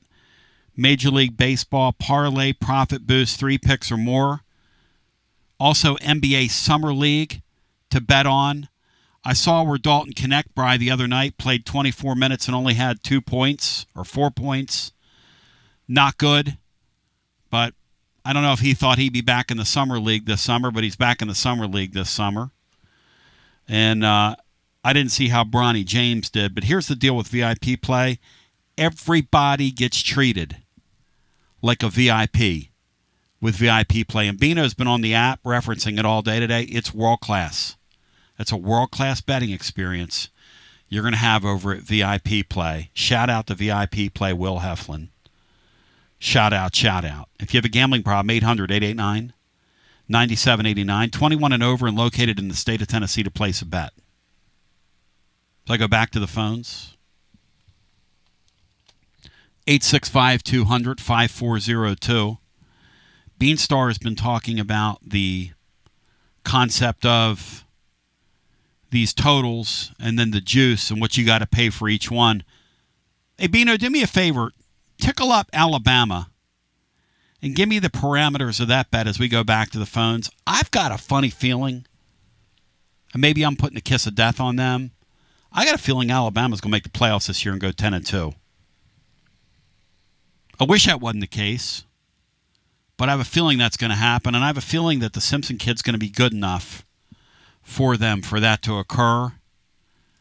As we go back to the phones, the father, Jason Simpson, I know is a listener to the program, and we've had Jason on a time or two down through the years as they've made the playoffs there at Tennessee Martin. Because one of the things, if you just found the show, we do here is we celebrate 1AA football here in the playoffs and watch it and celebrate it during the year when we get to playoff season.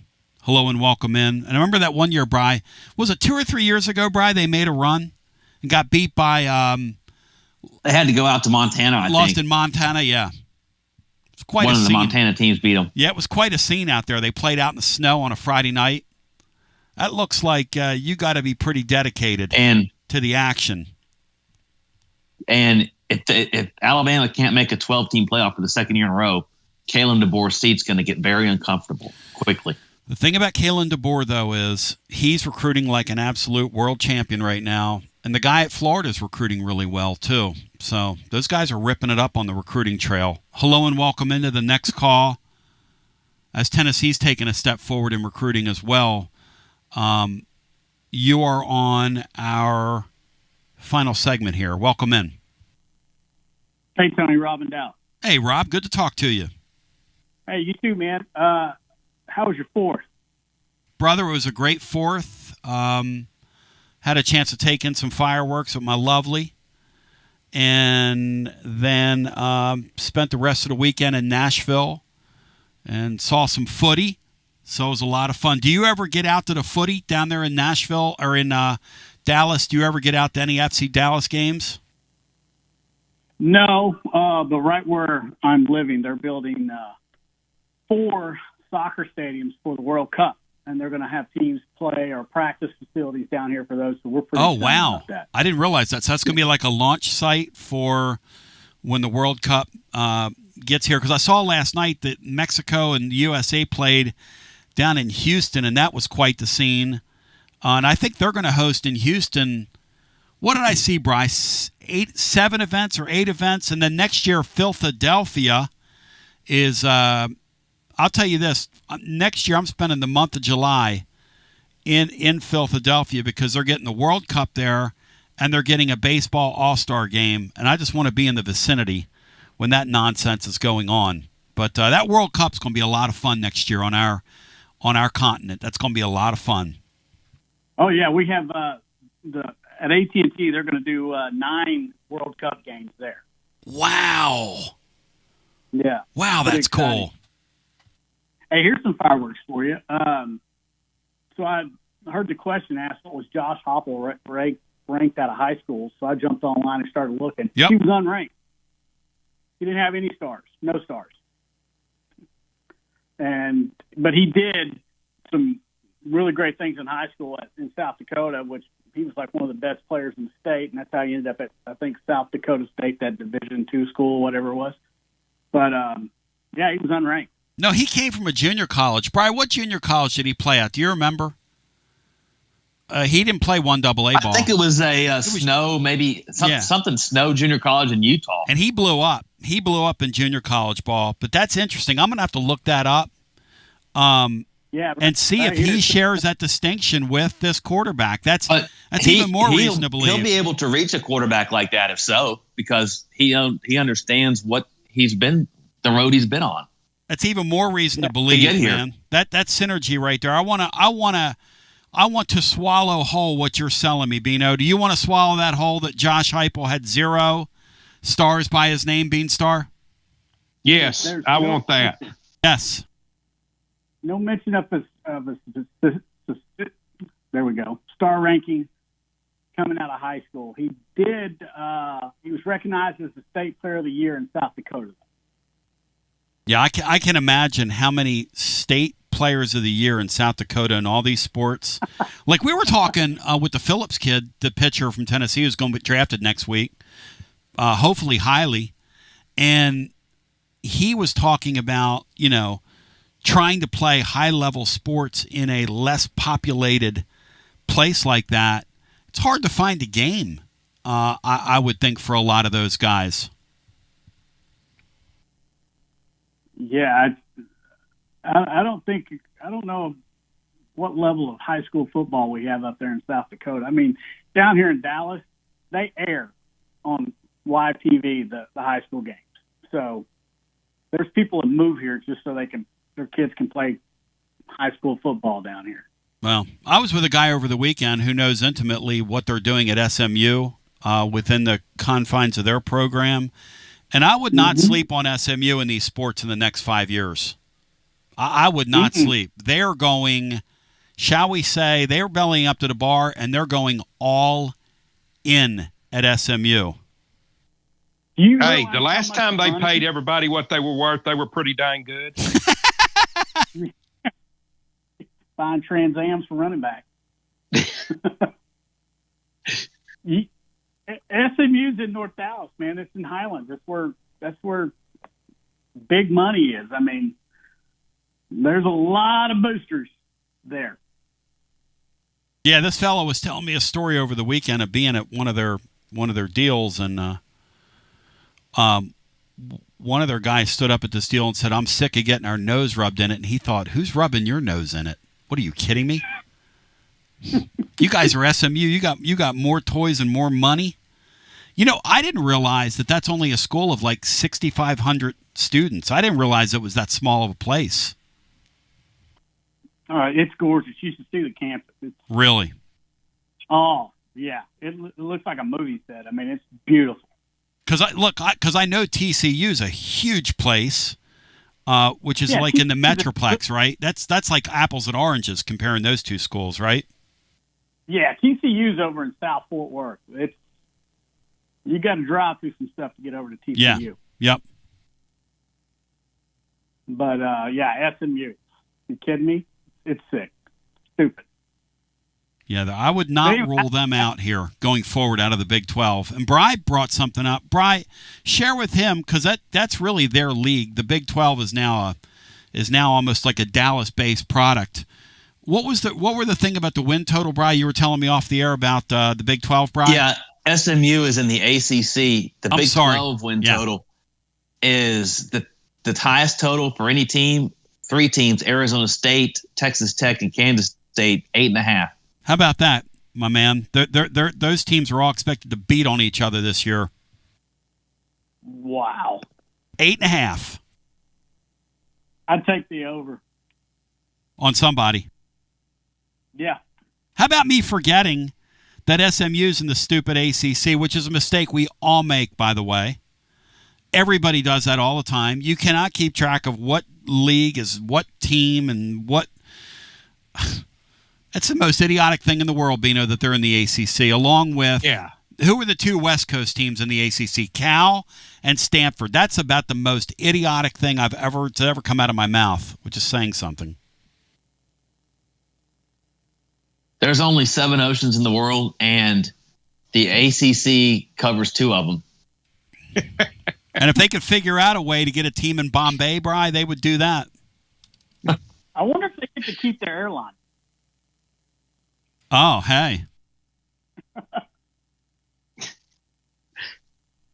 That could be a recruiting pitch. No doubt about it. Come here and amass your frequent flyer. You'll have enough frequent flyer miles for life. You come play sports here for 4 years. Right? Awesome. Hey, Tony, that's what I was calling. I just thought that was pretty unique, man. Josh Heupel is unranked out of high school. That is wild. Thank you for sharing. So Josh Heupel, of course. Good pull, Brownie. Not an SEC team, but. They are now. Because I'm asking, who have we ever seen walk onto an SEC field from one of, say, the top 6 teams in this league? But Oklahoma's a have in what league they were in. They've always been a have. So I think it works for any type of program like Tennessee or Oklahoma. But here's the difference. He was the #1 junior college player. This guy is anonymity now. This guy went to UCLA because UCLA had nobody. That's the only reason he was at UCLA. And UCLA, Bino, would be like, I don't know what you would liken it to, but historically, the Roman Empire has just fallen, and they have a football team, and that's UCLA, because they're cash poor. In football, they're getting lapped. They've got a guy coaching them who's thought to be kind of a joke. Sunseri was going to be his position coach this year and a coordinator, and he's done neither. I just don't understand what Nico's doing, Bino. I wish I understood what that family was doing.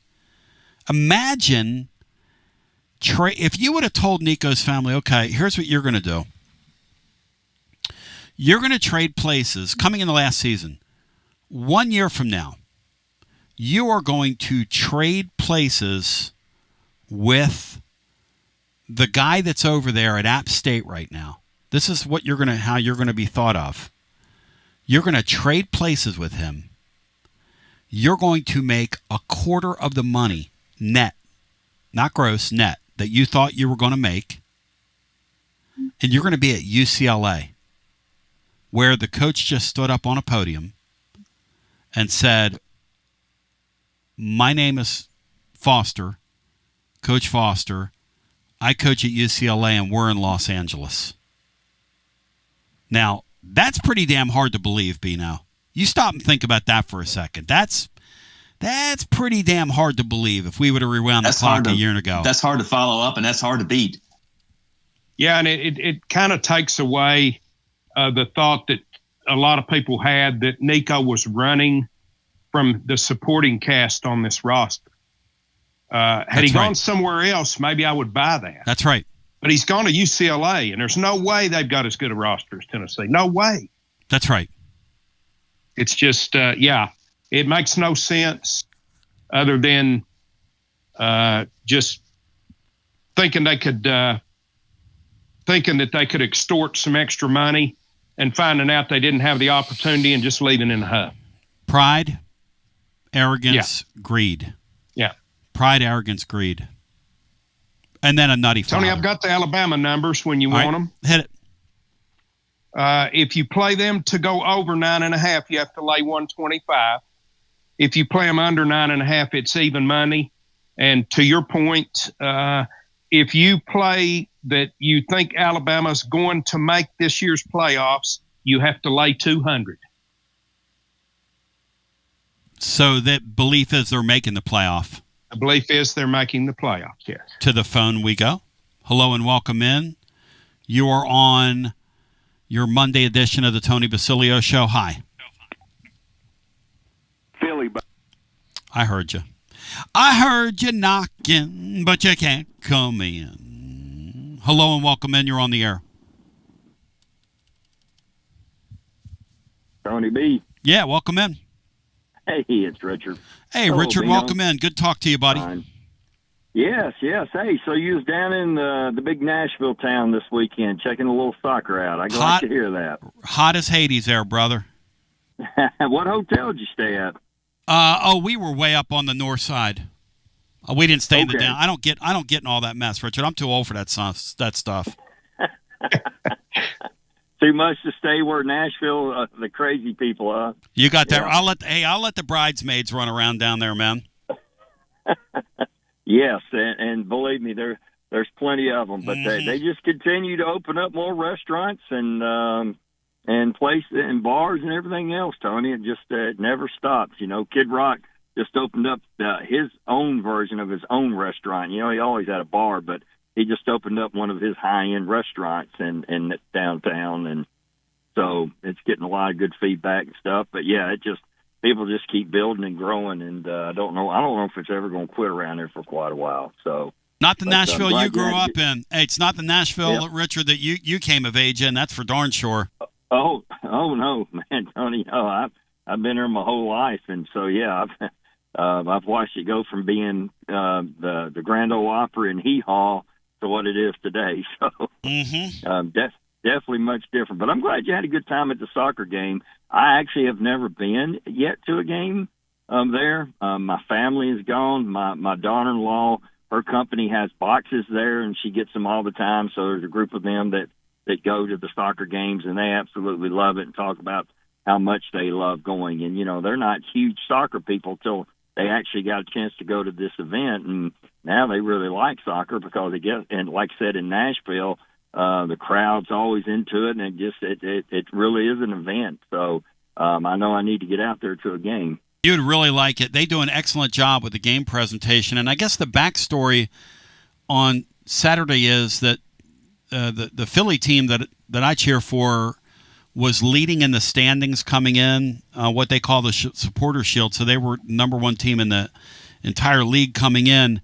And then the Nashville team was third. That Nashville team has not lost a game in I think 14 consecutive games now. They've either won or tied, and they're very good. So it was pretty high level. It was pretty good action on Saturday night. We really enjoyed ourselves. So, Do you think they will ever have the real money to compete with the better leagues around the world? No. Unless they decided to really amp it up. I mean, could they do that? I mean, I guess, but they're probably better off doing what they're doing, which is finding their niche in the world.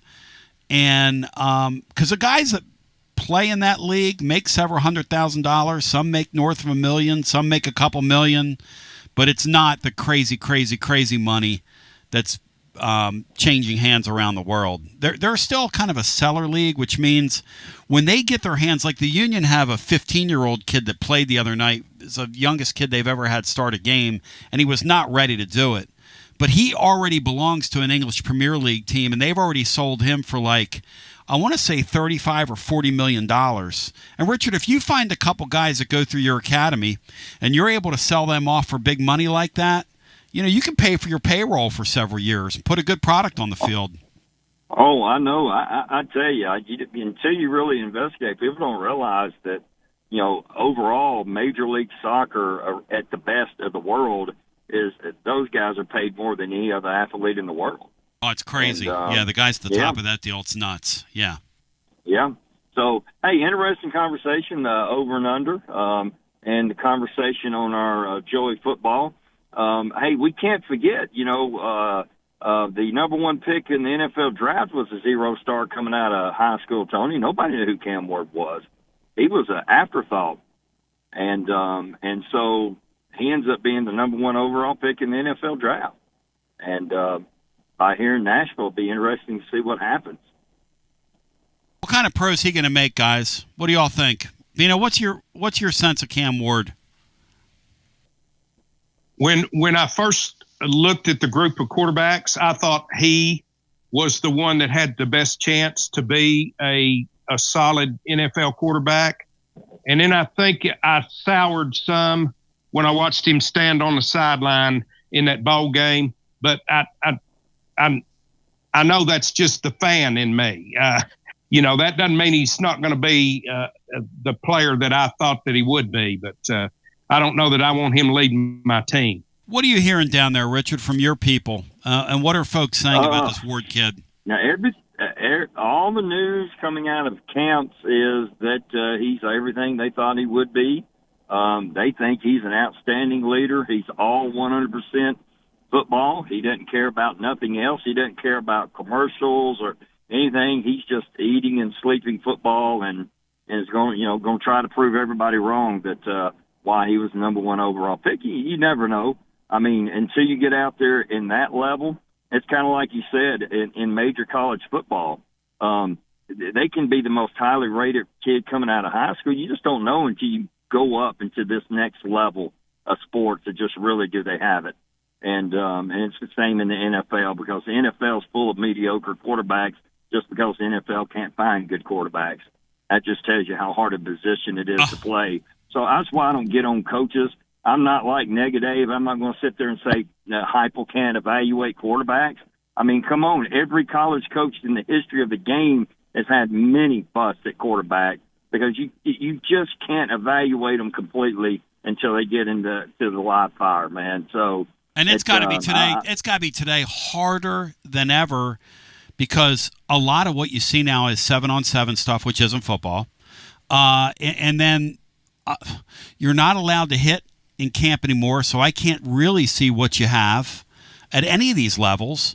And then the other thing, the thought I keep having is, and I was listening to the Phillies play Chase Burns coming back yesterday, and Chase Burns just doesn't have enough of an arsenal yet to really show who he is. Now, Larry Anderson, who's been doing games in Philly for years and is like in his 70s, he said, man, this guy's got great stuff. He said, when this guy feels comfortable throwing a couple more pitches, you better watch out.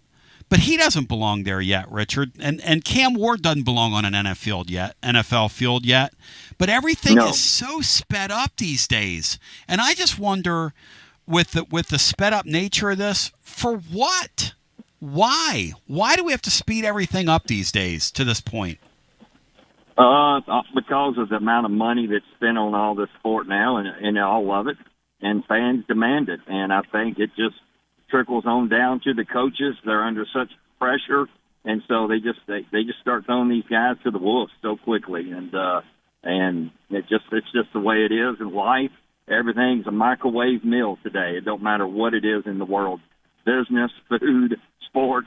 Everything's got to be done fast and quick, and if not, then we move on to the next. And it's pretty shameful that we've sped up so much in life, and we don't enjoy the moments and the simple things. So, but hey, one other comparison you want to talk again about Joey football. How about just coming down here to Nashville, coming into last year, Diego Pavia? He came out of nowhere. Look what he did to Vanderbilt in 1 year, and exercised their biggest upset in the history of their program over Alabama. And again, nobody knew who he was when he came to Vanderbilt.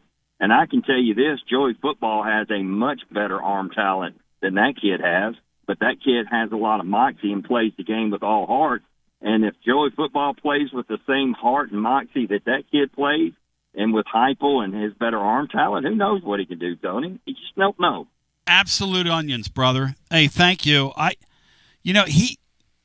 Let's do this on our TLD Logistics Overdrive overtime, because here we come.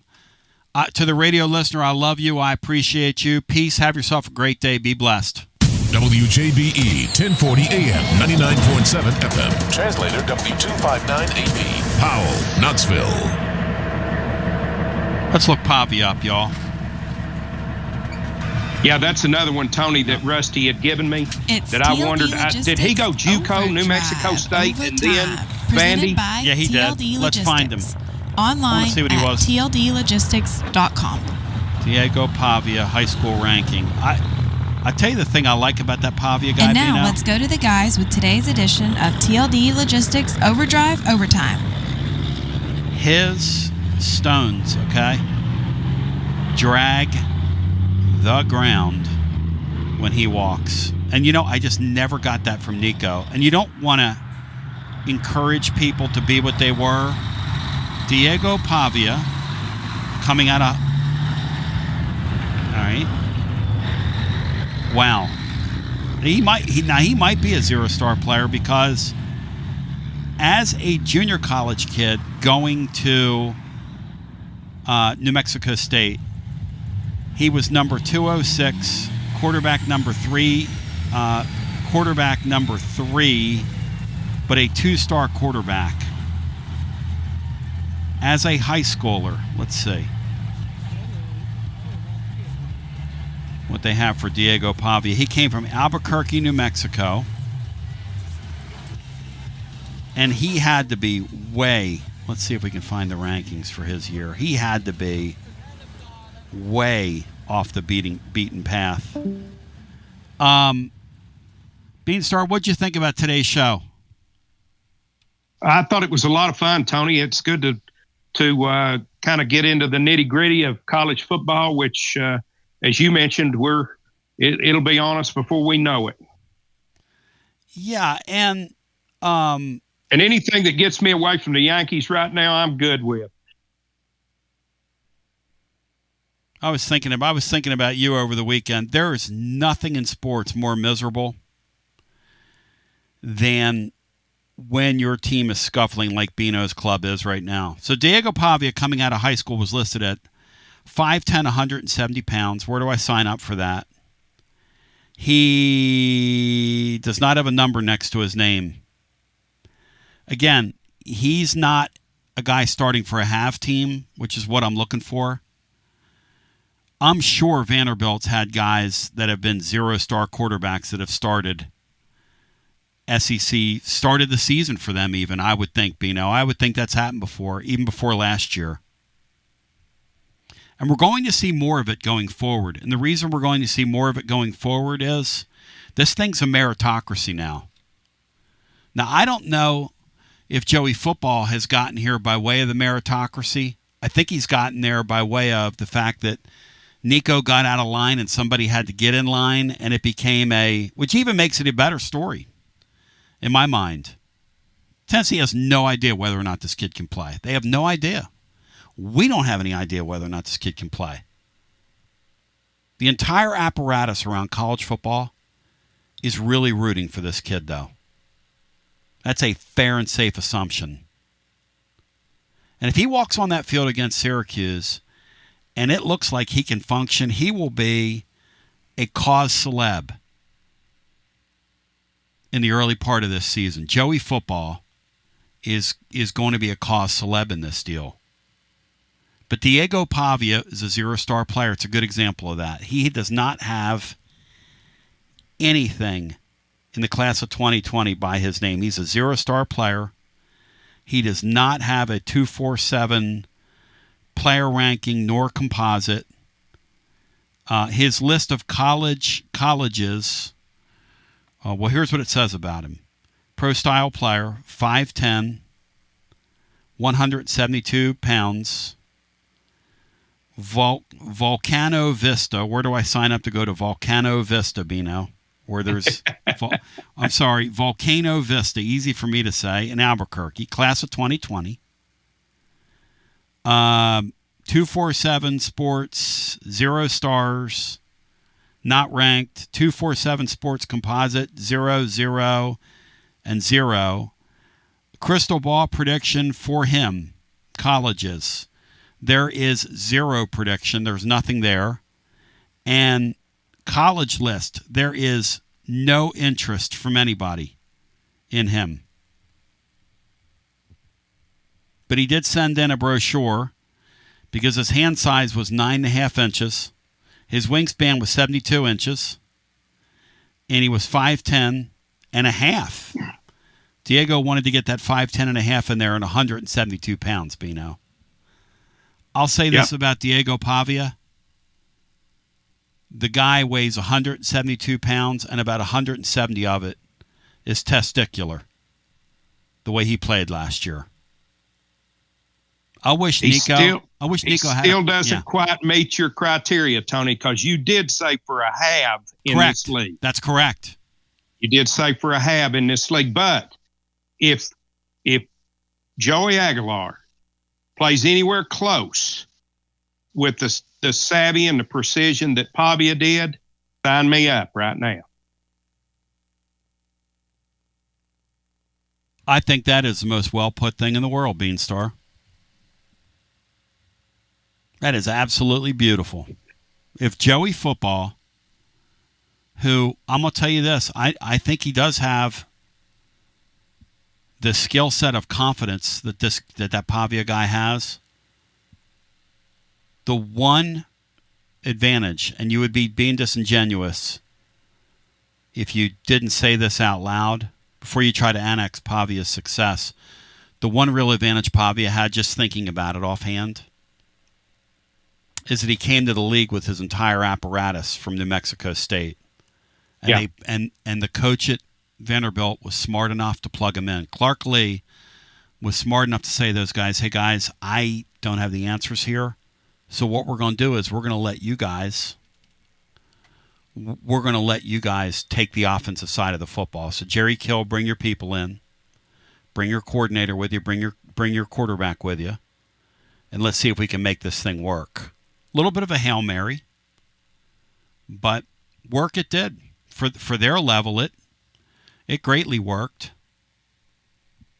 This is going to be a lot of fun, though, Beanstar. There's no doubt this thing is going to be seeing whether or not Diego Pavia, this kid at quarterback can do it for us. As a fan base, and I'm back to this, we're going to end here because Phil Steele's going to join us tomorrow and tell us that the computers say that Tennessee going to go 7-5. What other choice right now, Bino, do we have but to believe that this thing is going to work out and to hope in it working out? What other choice do we have? Hey, none. It's the season of hope. We're about to enter spring training here. Yep. So why not? I remember watching spring training as a kid, and I would say to my dad, what do you think about the Phillies? And he'd go, oh, they're going to be 30 under or 30 out of first place. I remember just looking at him going, he goes, they're terrible, Tony. They got 4 Major League Baseball players on their roster. are terrible. That's a bad feeling, Bino, when you're in spring training and that's what you know that's what's coming. Yeah. Yeah, my mom and dad were Braves fans, and I wished I had $1 for every time after game 2 I hear Daddy say, same old Braves.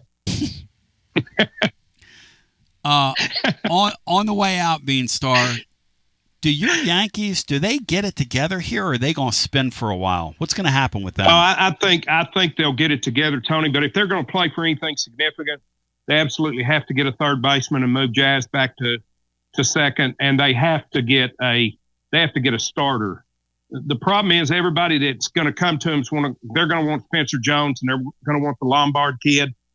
I would not give Spencer Jones away for one season success, and the way Volpe's played of late, I'm not giving Lombard away either.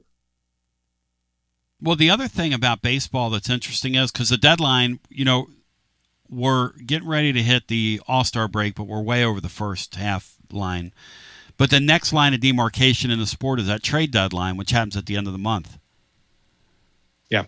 The thing that's back in the day, everybody was selling, and you could make deals. Like Bino is saying now, these organizations want you to part with huge pieces because the truth is there are more teams now in that playoff chase, so the deadline is not what it used to be. It's not as interesting as it used to be. There aren't as many players changing hands because everybody's in the race now. And in my mind in baseball, too many teams make the playoffs. And they've really watered their sport down. They've turned a 162 game, which I love, by the way, and I still love baseball, and I love that it's a national pastime. And it's still a great game. But they've turned it into a playoff sport, and it was not meant to be a playoff sport like this, Bino, in my mind. Yeah, it hasn't gone to the extent, I don't think, of the NFL or the NBA, but it is, it's certainly not the game that we grew up with. And I'm not giving my pieces up. If I'm the Yankees, I'm not giving for a short-term chase. I wouldn't. Now, if I thought I could win it, all bets are off. But the problem with the game now is the Yankees do that. They surge in the second half. And then you go out there in that first series and you get beat. Yeah, that's what everybody has to deal with. This team isn't winning it without Garrett Cole. They're just not. Well, Beanstar, they're not winning the league, let alone the World Series. You could be my man, Beanstar. Much love to you. Great job today. Thanks for jumping in because those of you listening back to this, we were in the dark here till about 11:30. Laura got us up in the dark. I had texted Bino and Brian, said, well, day off today. I decided to stick around. I did a YouTube video. You ought to go back and look at it. It's kind of comical. But I was sitting in the dark talking with our battery backups beeping at me in a house that was warming up rather quickly. God, we're so weak now, Bino, the way we've all gotten used to this air conditioning. Oh, man. Oh, yeah. Yeah, my air conditioner goes out, I'm done. Because you had yours blinked, like a couple weeks ago, and you were sitting there. Yeah, I did. Yeah, it did. Yeah, we had to. I didn't think there was any way we'd be on the air, Tony, today. I thought the game was over. I felt like that pitcher that got dogpiled and had to get up off there and get those last couple of outs. Let's go. I love that. From Wright State, the coach we had on the air. And he talked about that, That's fun. Thank you, Tony. It's a fun show. Love you, Bean. Thanks. Glad you're home, Brownie. Yes, sir, Brownie Boy. Prayers continued for Brownie Boy. And till we meet again, I want to thank Bino. I want to thank my friends at TLD Logistics. They're online at tldlogistics.com. Whatever your shipping needs, I love you, TLD Logistics. Thank you for what you've done for us. Tomorrow, Matt Dixon will be here. Phil Steele's going to be here. I think John Adams might stop by tomorrow as well. We'll see. Because John's going to be on assignment later on. So that might happen. Till we meet again, special thanks to Laura for helping us get off the ground. We love you. We appreciate you. And have a great day. Appreciate you. Peace. All right, let's run back today's offering. I told Laura when the power was out, I said, look, I'm going to West Knoxville. I got to run some errands. She was like, don't you think you ought to stick around? She goes, you ought to go jump upstairs on the air and just get on the air, and do something on you. And I said, no. And then I decided, you know what? I'll do that. And just hang around. I guess you never know. So if you're keeping score and moving track from left to right on your device at home, who knows and who doesn't? She knows and I doesn't. She knows and I doesn't. Later, W259AB. Love you, peace. Knoxville. Better late than never. You tried the rest. Now you're going to try the best as we welcome you to our Monday edition. Because, ladies and gentlemen, boys and girls, children of all ages, we ain't no stopping us now. We're on the move. McFadden and Whitehead. Ain't no stopping us now. We got the groove. Beanstar, the MFSB, on a Harold Melvin and the Blue Notes tune, first ever disco. That was when the disco beat was discovered. And I believe it was the hi-hat on Bad Luck, which read a great chapter about that last night. Beanstar and Bry, how we doing, gents? Tony B, we're doing good. Really happy you got your power back on. God bless those utility guys for the work they do. Yep. Because your power never goes off unless it's in the dog days of summer or the dead of winter. Well, doesn't seem like. And God bless the guy that knocked the power line down next to us, Stooge Wiener. Somebody apparently knocked a tree right over a power line. So there are people out there, Bino, playing with big toys that shouldn't be playing with big toys, is the way I would put it. And I'm one of them. I've got friends that say they don't own power saws, for that reason. Don't own chainsaws. But you ever swung a chainsaw, Beanstar?